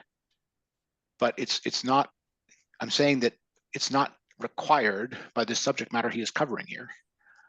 John, we'll come back to you, Josh, but John first. Yeah, at some point in here when I was reading this first time through, I was like, well, so who is doing this productive seeing? Is Heidegger demonstrating to us how you do it, or is it required for the essence to be brought forth that some human Dasein does it? Isn't that a problem? Maybe I don't know it's a problem, but he's certainly saying that this is done by the thinkers and the poets. He is certainly imagining not just himself, but people like Heraclitus and Plato as doing this. Aristotle perhaps as well. He is in the ways that he attaches these things to history. He's going to claim that the productive seeings that are not just at the level of the essences of particular things, but are at the essences of things like the essence of truth, are the most important events in history, something like that, when the essence of truth is itself in play. But there is an underlying notion here that there is put it this way, a communication of being to thinkers that is when they have the open compartment, is it's not simply a creative, but it is a directed creation. And there is the potential for that to be misdirected. And I don't know if that's part of what he's getting at here with continually insisting on calling this productive. But there's the difference between how it must work and how it can work, I think, being alluded to in this calling this production. Sorry, Josh, I don't know if you put your hand down. Do you want to go to Leon first? Yeah, sure, go ahead. Okay, Leon? I'm just wondering if the productive seeing could be intrinsically linked to the concealed dimension of the Aletheia. So only poets and the thinkers really can pull out and draw out these hidden dimensions within being, maybe. Just a thought. Yes, or in more Heideggerian terms, they're the ones that being talks to. Yeah. Right. They're the ones who listen to being. They are the place or site in which being is revealed. That sort of thing. But yes, I do think that is going on. I want to just a little bit more context for people. In the sections of the metaphysics that Aristotle is going over here that Heidegger has cited at various places along the way, one of the places where he's disagreeing sharply with Plato about how ideas work is exactly examples of production. We mentioned the one about the production of the house. He also talks about the when you produced a brazen sphere, we do not produce the brass. I mean, he's leaving aside the fact that it's an alloy, whatever. We do not produce the brass as the material. We do not produce the sphere because that's a mathematical universal. We produce the brazen sphere by bringing the two together, right?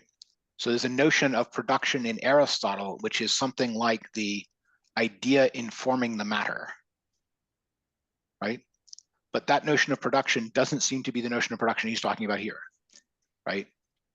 I just want to point out to you that theories of production and theories of the interaction between ideas, essences, and existences are pretty much all the same thing.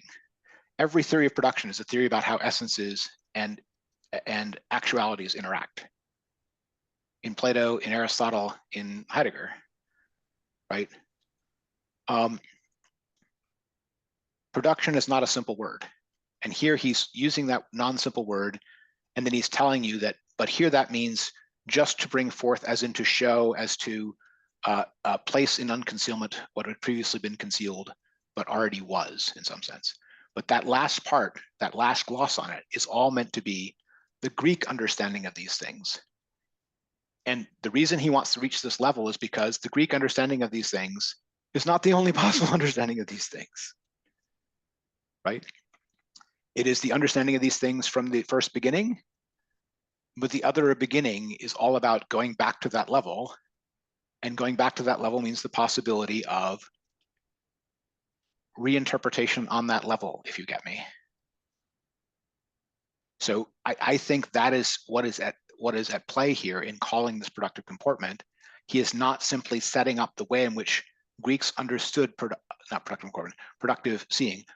He is not simply endorsing the way that the Greeks interpreted productive seeing as merely the bringing forth and uncovering of what was already but was concealed. Okay. Other thoughts or comments on this issue of the, if I can put it this way, the latent uncertainty he is leaving in what productive seeing might be capable of?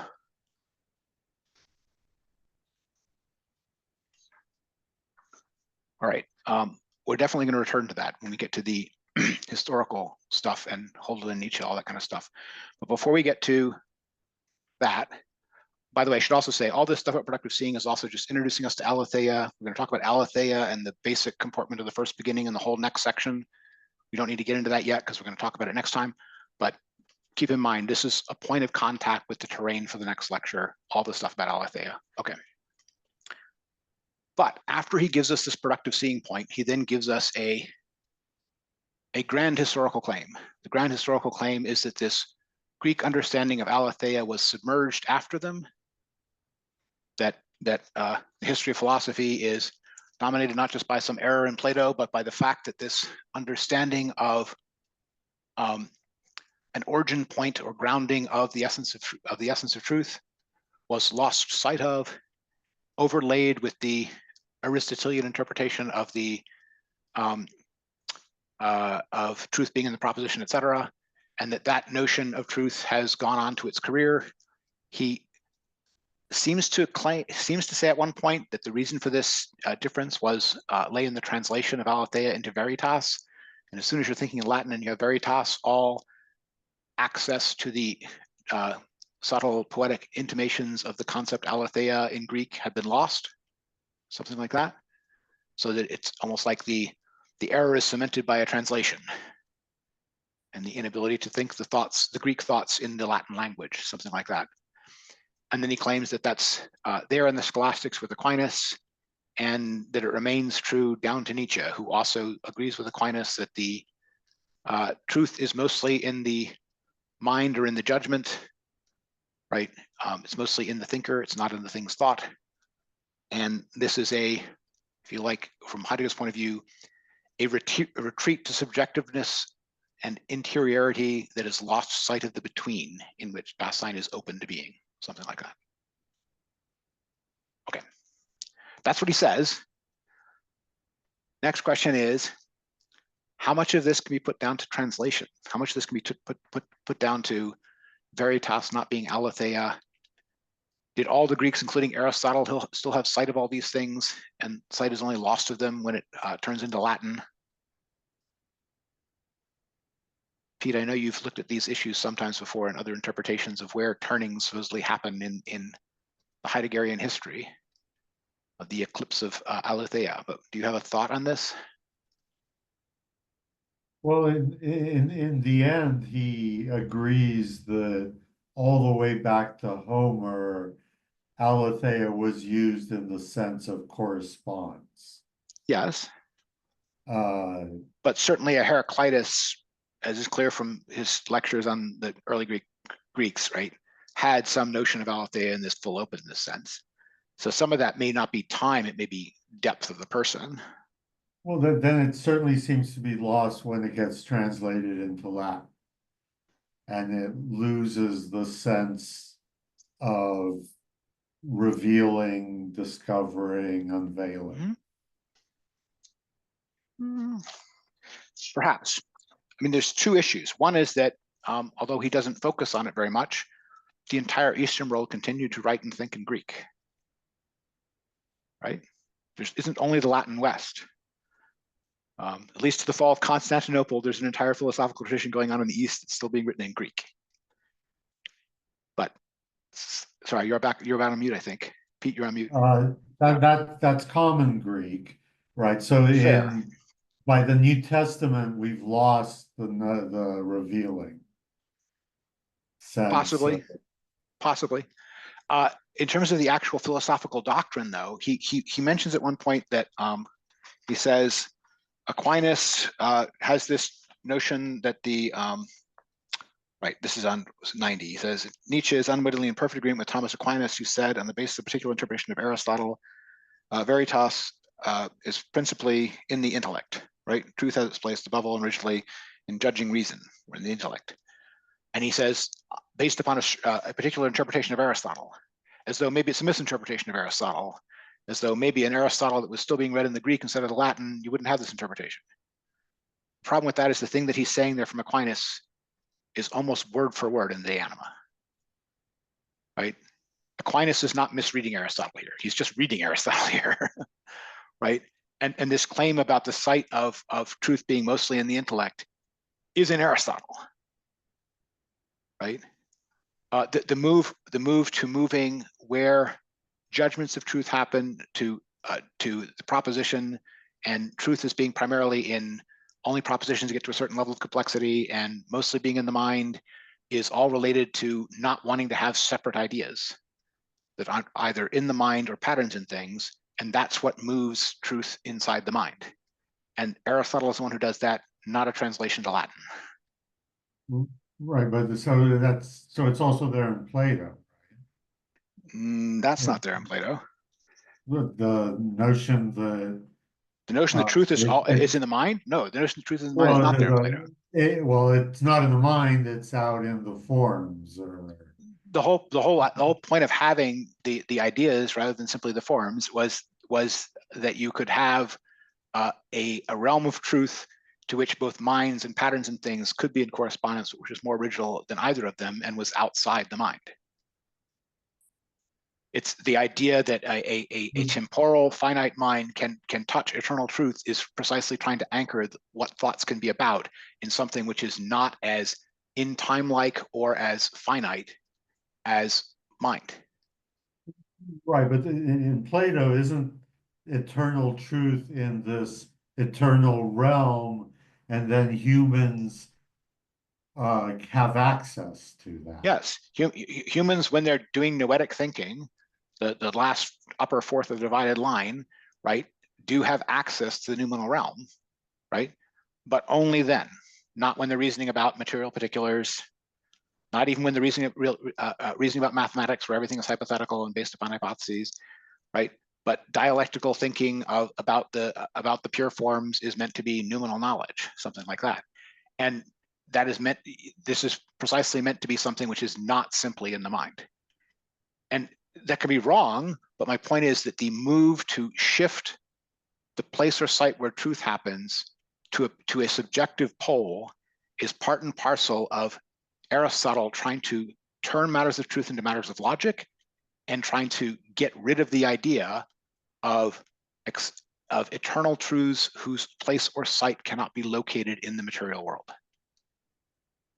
He wants truths to happen in minds and forms to happen as patterns and as objective patterns and things, and truth to be functions of logical operations of correspondence between them, all the things that Heidegger is railing against. All of that is already in Aristotle, but it's not yet there in Plato, not in the form he's railing against it. Specifically, this point that he says that that Nietzsche and Aquinas agree upon, that truth has its place above all originally in the mind, in the intellect. That's not Plato. The Plato still has this notion of a metaxis or a between, So the point that I'm making is that some of these turns seem to be turns precisely from Plato and Aristotle, that this essay specifically does not highlight or does not see, because it does not question steps from Plato and Aristotle. It thinks that the steps that Aristotle makes after Plato are the justified natural steps in Greek philosophy.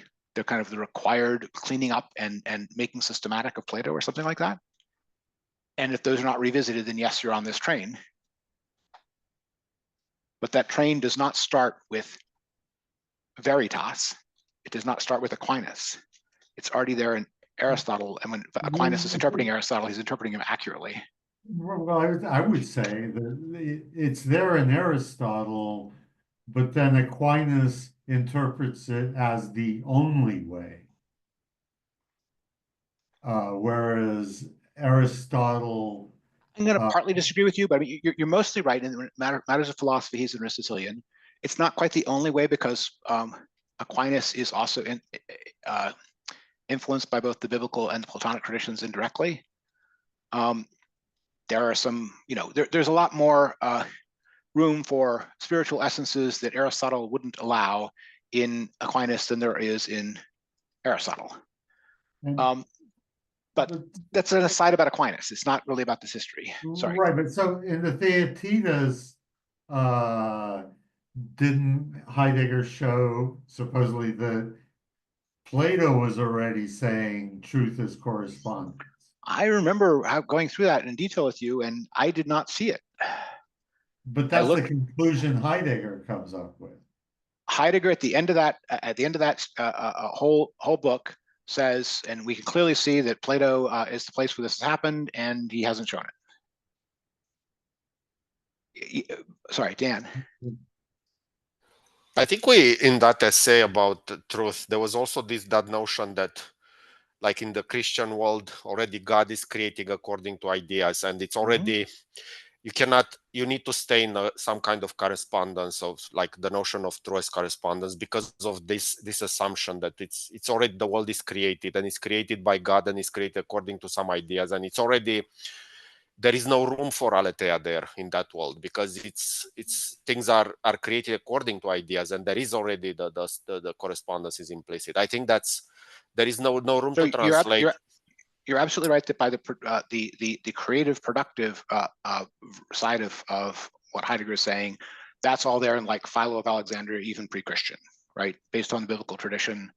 If you're in the biblical tradition and you've got some Platonism in you, you wind up in that kind of position, right? So Philo is already there. You get it in other non-Aristotelians in the Christian tradition, like Philoponus.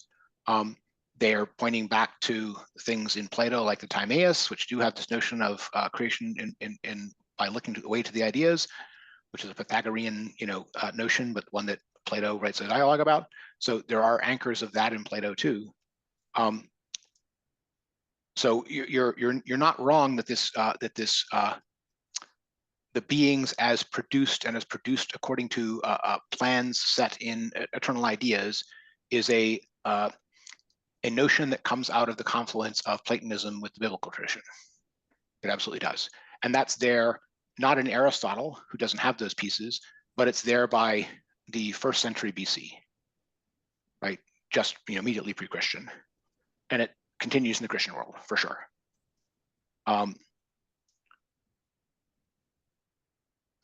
What does that mean about Aletheia?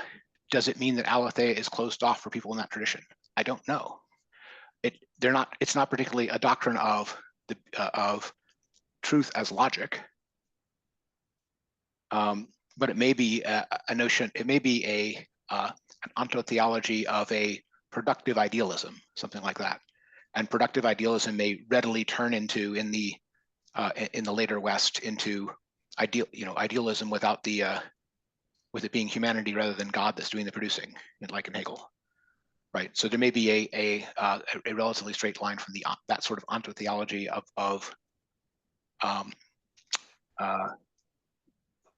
the 1st century BC to its decay into Hegel when the religious part weakens, something like that. Again, that's still different from this is there in Plato, or to be even more harder on Heidegger about it, in Heraclitus, to take someone in the Greek tradition who is closest to him, probably. Okay. The point that I'm making is that it's possible to read this essay and think that everything changed because of the translation from Greek into Latin, and the word veritas is the whole problem, something like that. That's too simple, right? Most of this change had already happened in Aristotle, even when they had Greek language. Okay. There is another critical thing I want to talk about in this section, which is the history he mentions in passing. I don't know if it's just in passing, I think it's more central than that, but of Hölderlin and Nietzsche, and what may be at stake in this re-achieving the stance or position of productive seeing in the open, if I can put it that way. What does he say Hölderlin and Nietzsche have been experiencing as the essential thing? Are people shocked enough by what was said there to notice this or not? It wasn't that they agreed with Aristotle, I can tell you that.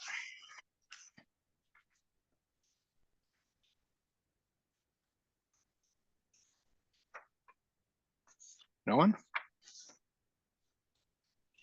He says that the issue is that for over 2,000 years, Western man has not been able to fashion for himself a single new god.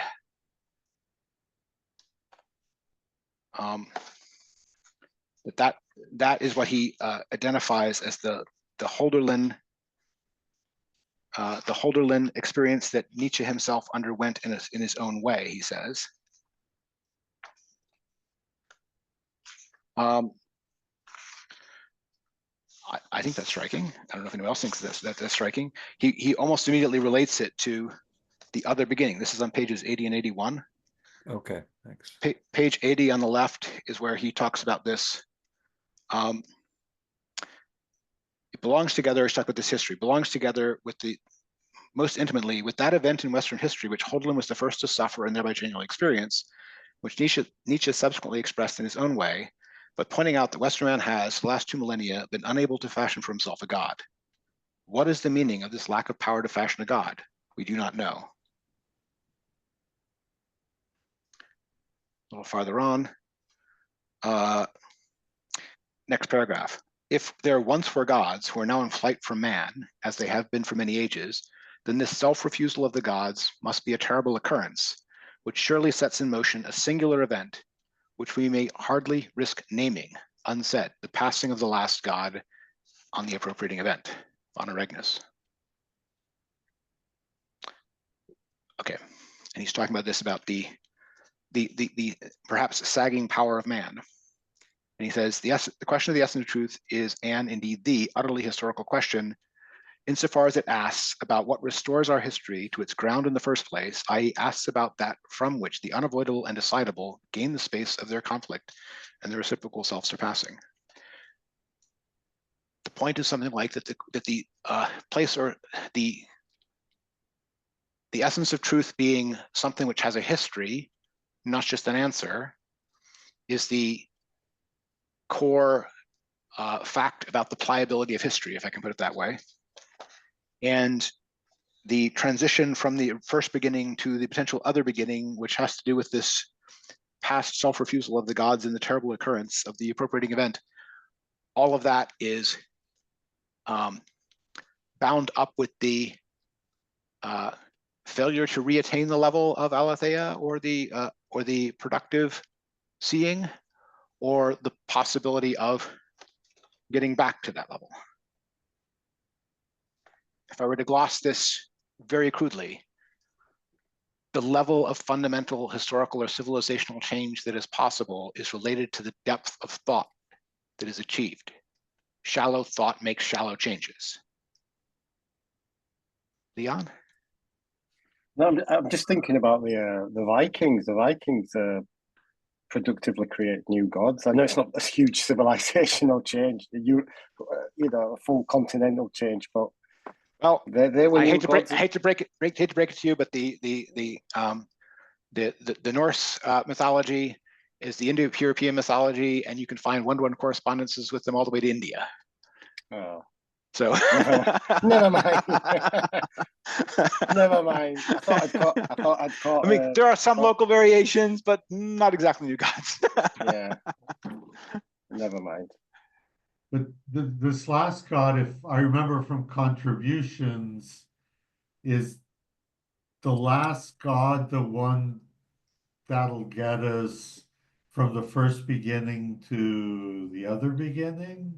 The other beginning is announced by the fact that it is aware of the absence of the last god.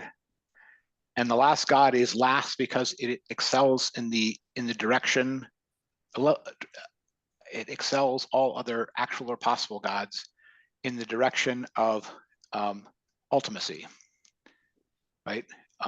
Historical ultimacy, something like that. But this is part of the formula of the other beginning as supposedly the putting into play of the question of is the absconding of the gods that Hölderlin wrote about permanent or not? Something like that. So I put it to you that one of the things that is being hinted at here is that if one re-reached the level of the productive seeing that was the original interpretation of Aletheia and Physis of the Greeks, one would reach the place where the founding of Western civilization on that level occurred, and on that level, refoundings as large as that which founded Western civilization become possible. So what he's putting into play is what might actually be at stake in the future, and from his point of view, it's not an open comportment that is uncertain about what will come, that is actually living in the mystery, unless it admits that it cannot foreclose possibilities, unless it admits that it does not know. So only closed comportments think they know that no gods will ever appear again, to put it in anti-Nietzschean terms. If you think you know that that there will never again be any gods of the kind that Hölderlin was writing about, then you have closed off future history, and that is the insistence of the essay we read in December. Okay, this is my own reading of why he's putting this here, but I think that is this is trying to relate this back to what Josh was getting at about what level of change is possible when you go this way. Start tinkering with the essence of truth. So if since the first beginning, we haven't had any new gods. Yes. And so the first beginning set us on the path to the Gestell. Yes. And the way to overcome the Gestell is to have an other beginning. Yes. And so in a sense, that's retrocausality. We need to go back. You have to reach the level of the founding to change anything about the founding that fundamental. It's not just that you have to recapitulate the founding one for one and onto, it's that you have to reach its level, or you will remain within the civilization, in his case, metaphysics, that it established. You don't get out of metaphysics without revisiting the decisions that made metaphysics. And to revisit decisions that made metaphysics, you have to go back to the level of potentially changing the understanding of the essence of truth. And he is trying to tell you that puts into play things that, let's say, at least modernity since the Enlightenment has thought were settled questions. Dan? Yeah, you mentioned this, like tinkering with the essence of truth and the production and Nietzsche, and there is this, Nietzsche wrote this, like he said something like, we are trying an experiment with the essence of truth, and humanity may perish because of it. So he said, let's go on with it. Yes. And it's make an kind of experiment like with it's the truth. scary. Mankind may die from it. So be it. Yeah. Right. Yeah. Now, I would and it's also kind point of out scary in view of Heidegger and all this. Sure. And I would also point out that to talk about Nietzsche specifically on this topic, he is decidedly against the idea that any of this would result in any new gods. because he's explicit that it should result only in an idea of Superman because you can't make a god. This is in Zarathustra. He says, could you make a god? Then do not talk to me of any gods, right? Your aim should not reach beyond your creative will, he says. Okay, I would further point out that the productive seeing that you get in a Hegel would think that it's actually making the things, not just hearing about them or uncovering them, or responding to a being that is already there, although it's willing to collide with the world and have to dialectically correct itself if it's wrong about who is controlling Fort Vaux. Hegelian version of productive seeing. The Nietzschean version of productive seeing is more like, of course, these are just heroic guesses, and they're always wrong, but they're the kind of error without which creatures like us cannot live. They're myths. So Nietzsche is willing to consciously engage in productive seeing that is not directed by the honest open comportment, but that is legislated by legislative will. But he does so knowing that the things that he's producing are lies, noble or otherwise. From Heidegger's point of view, that is a closing off of concern with truth. It's a form of nihilism. It's a form of nothing happening to being, because the understandings of truth have been turned into instruments for refashioning mankind. They are chisels on the marble of future man, something like that. Okay, I just want to lay out some of this terrain here. What the reason he's interspersing what he's saying with these appeals to Hölderlin and Nietzsche, these references to Hegel along the way, is when you're reaching the level of reinterpreting productive seeing and reinterpreting what the open is and reinterpreting what truth is, he is deliberately touching fundamentals of Western civilization on that level. And he's doing so knowing that doing so can change Western civilization on that level, right? Okay. Reactions to any of that about the Josh?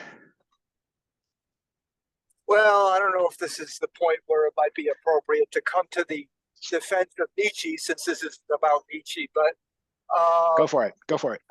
Okay, couple things. First of all, I mean, there's plenty of commentary on Nietzsche in which Nietzsche's corpus really opens itself up to multiple gods. In fact, there was there's some saying of Nietzsche's having to do with the idea that that all the gods died of laughter over the one god or something like that. But I think the more important point where I would want to step in and defend Nietzsche is in this notion of subjectivity. I do think, I'm with Heidegger against Nietzsche. I think that Heidegger has a good leg to stand on in terms of an overall critique of Nietzsche, but it can't be at the gross level of Nietzsche's relying on a certain subjective notion of will that relies on a notion of an egotism, because Nietzsche completely fragments the notion of the ego. There is no ego. There's nothing but sort of of course not. It's only drives. But go ahead, keep going.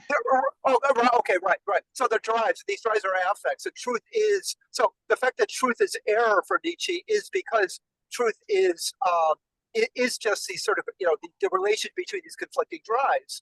And so they're.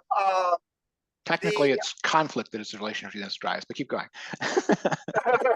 Yeah, well. So then I think that Nietzsche understands what Heidegger does here. It seems to me, in terms of this, trying to convey the basis of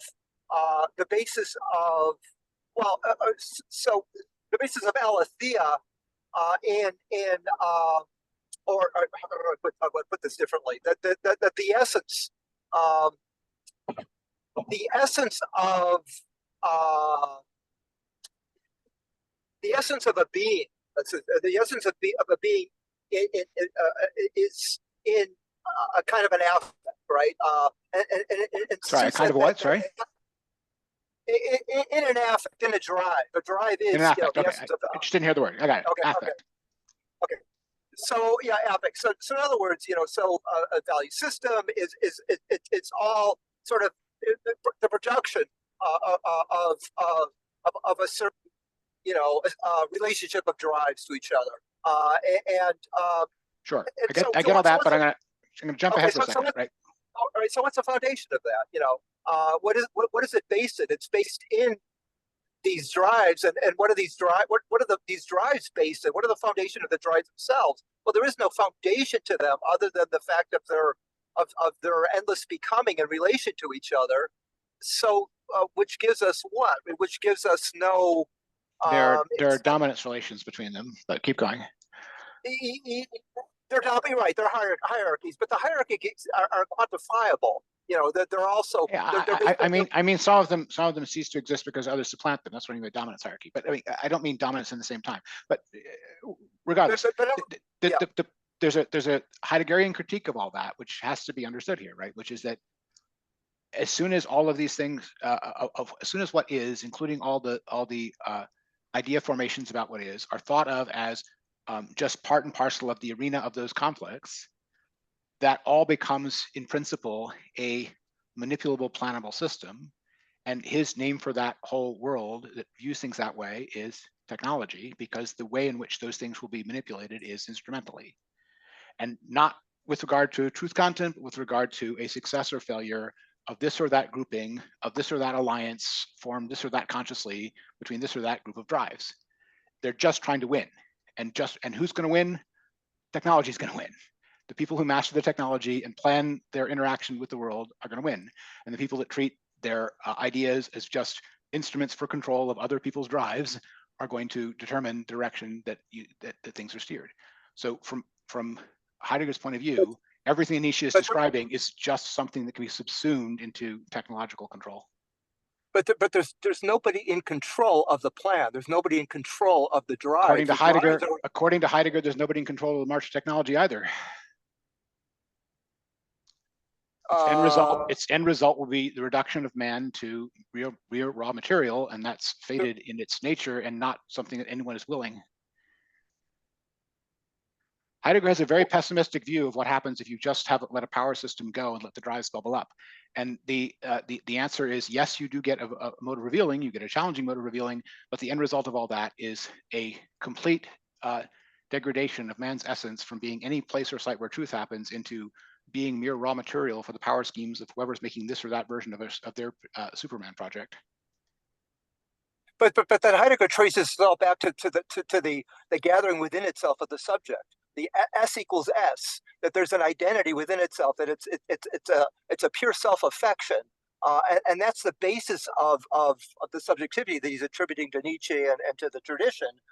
It doesn't have to be Nietzsche. The technology thing goes beyond Nietzsche. The technology thing incorporates the Hegelian version and the left Hegelian version and Marxism, and they're all in the same boat. If they turn reason into instrumental reason, they're just trying to make this or that Superman in a power game, and that's just raw material and no higher calling for man. Right. It all goes back at least as far as Descartes, So anyway, you wanted to come to Nietzsche's defense. I gave you a chance, right? I'm just saying that it's a fine argument for Nietzscheans to make, but Heidegger has arguments against the Nietzscheans tout court that are going to sweep in way more than the Nietzscheans. I'm trying to explain why, when he looks at possible future possibilities of tinkering with foundations of Western civilization, he's not doing so to try to advance a Nietzscheanism, right? He has his own reasons. The thing he's trying to advance is some perhaps crazy Holderlinian project, but and to put the nicest face on him because he wants to leave a calling for man that has more to do with something like service of truth rather than service of power. But that's his own take on that formation from my point of view. I want to give, oh, sorry, that's just your own hand up. Does other people want to jump in on this, or Josh, you just want to come back on that?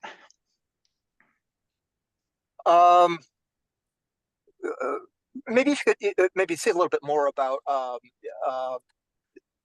the aim or the end, sort of the end game here for Heidegger.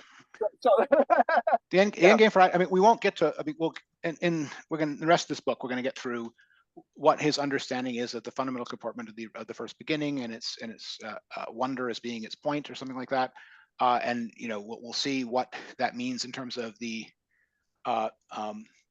mission set for mankind by that experience of wonder, something like that, which is going to be something like the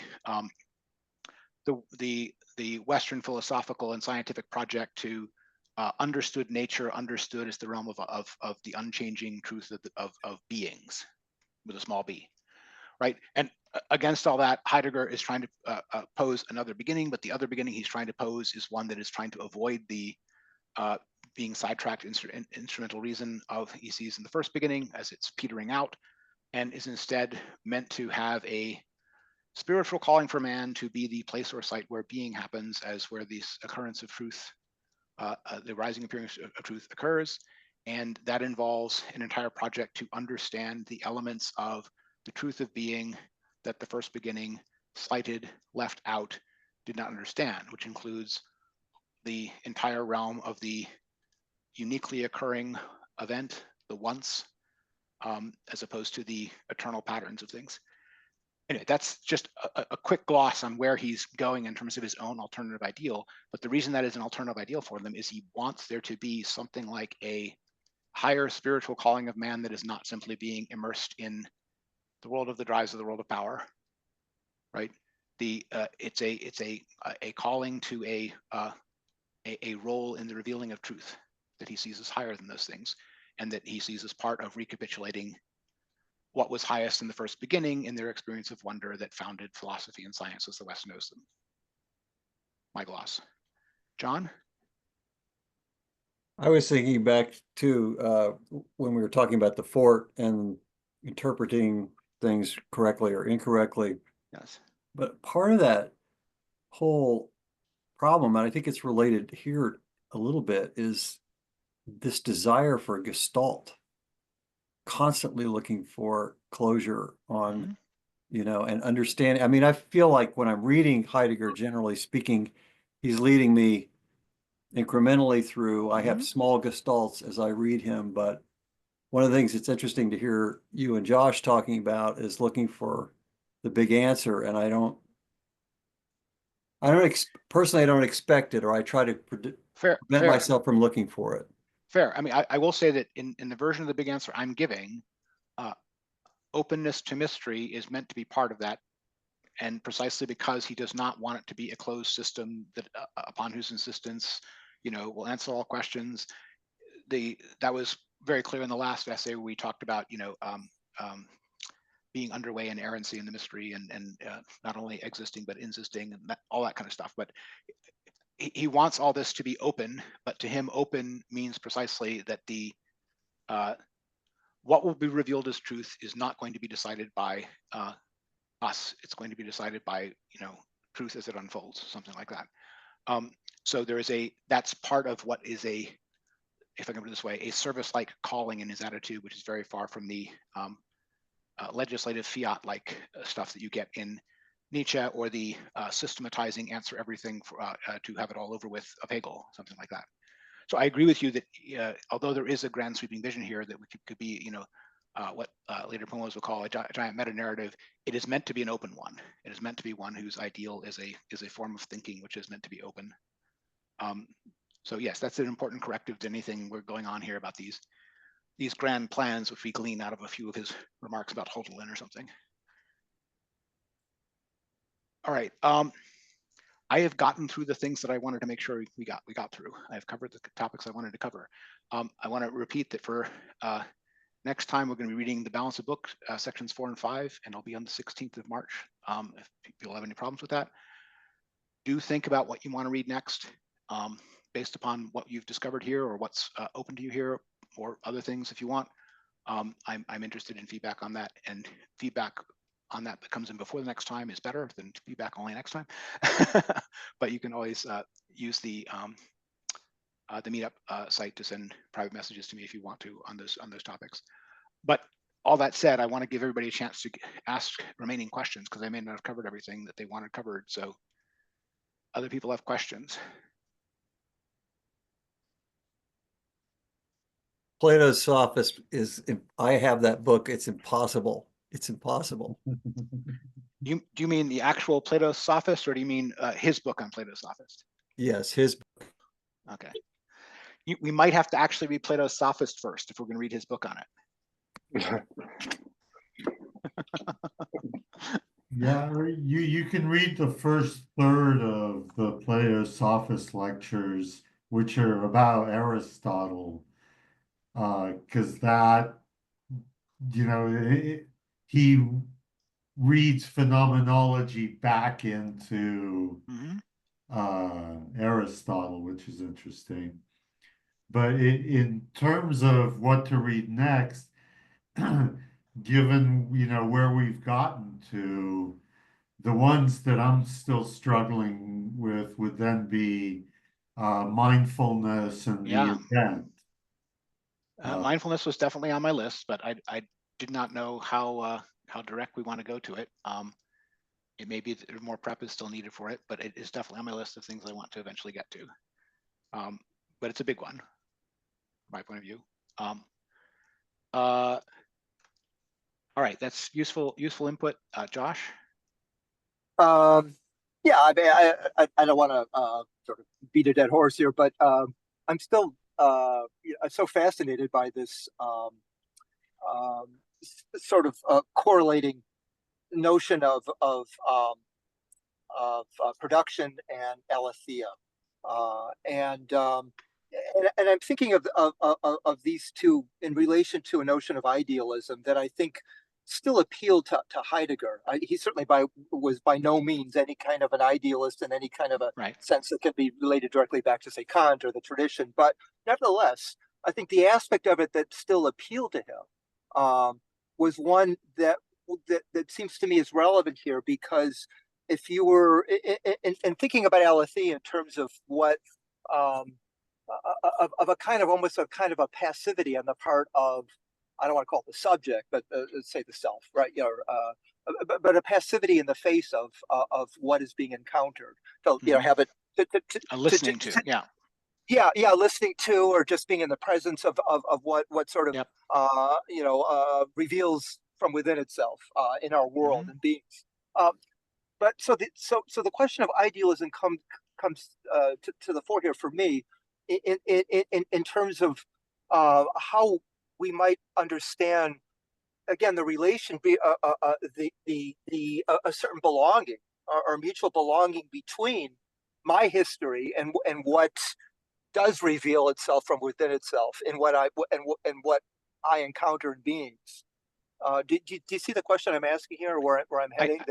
I do, but I mean, I think that for Heidegger, there is a definite hierarchy of those answer/responses. There is a higher calling to participate in that process of unveiling in the mindful way, but maybe that means we have to be mindfulness. But where you're not wrong is that it's also possible, and even everyday Dasein mostly is a productive Dasein, and is involved in all of those revealings through their involvement in the productive and practical world, so to speak. And some of that comes out in the notion of technology as a way of revealing. But I think mostly as things that Heidegger is trying to contrast with that calling he sees as higher, if you could put it that way. But again, this is all part of this ethic of an ownmost awakeness, if you get me, to be awake for oneself, so to speak. But I think some of this we'll get at in the fundamental comportment of wonder, and then in trying to grapple with what if anything, Heidegger puts in that place in the new beginning. Yeah, I think it's kind of a question of normativity, and by normativity, I don't mean some sort of overarching, kind of a foundational a notion of normativity, but normativity sort of in say Wittgenstein sense.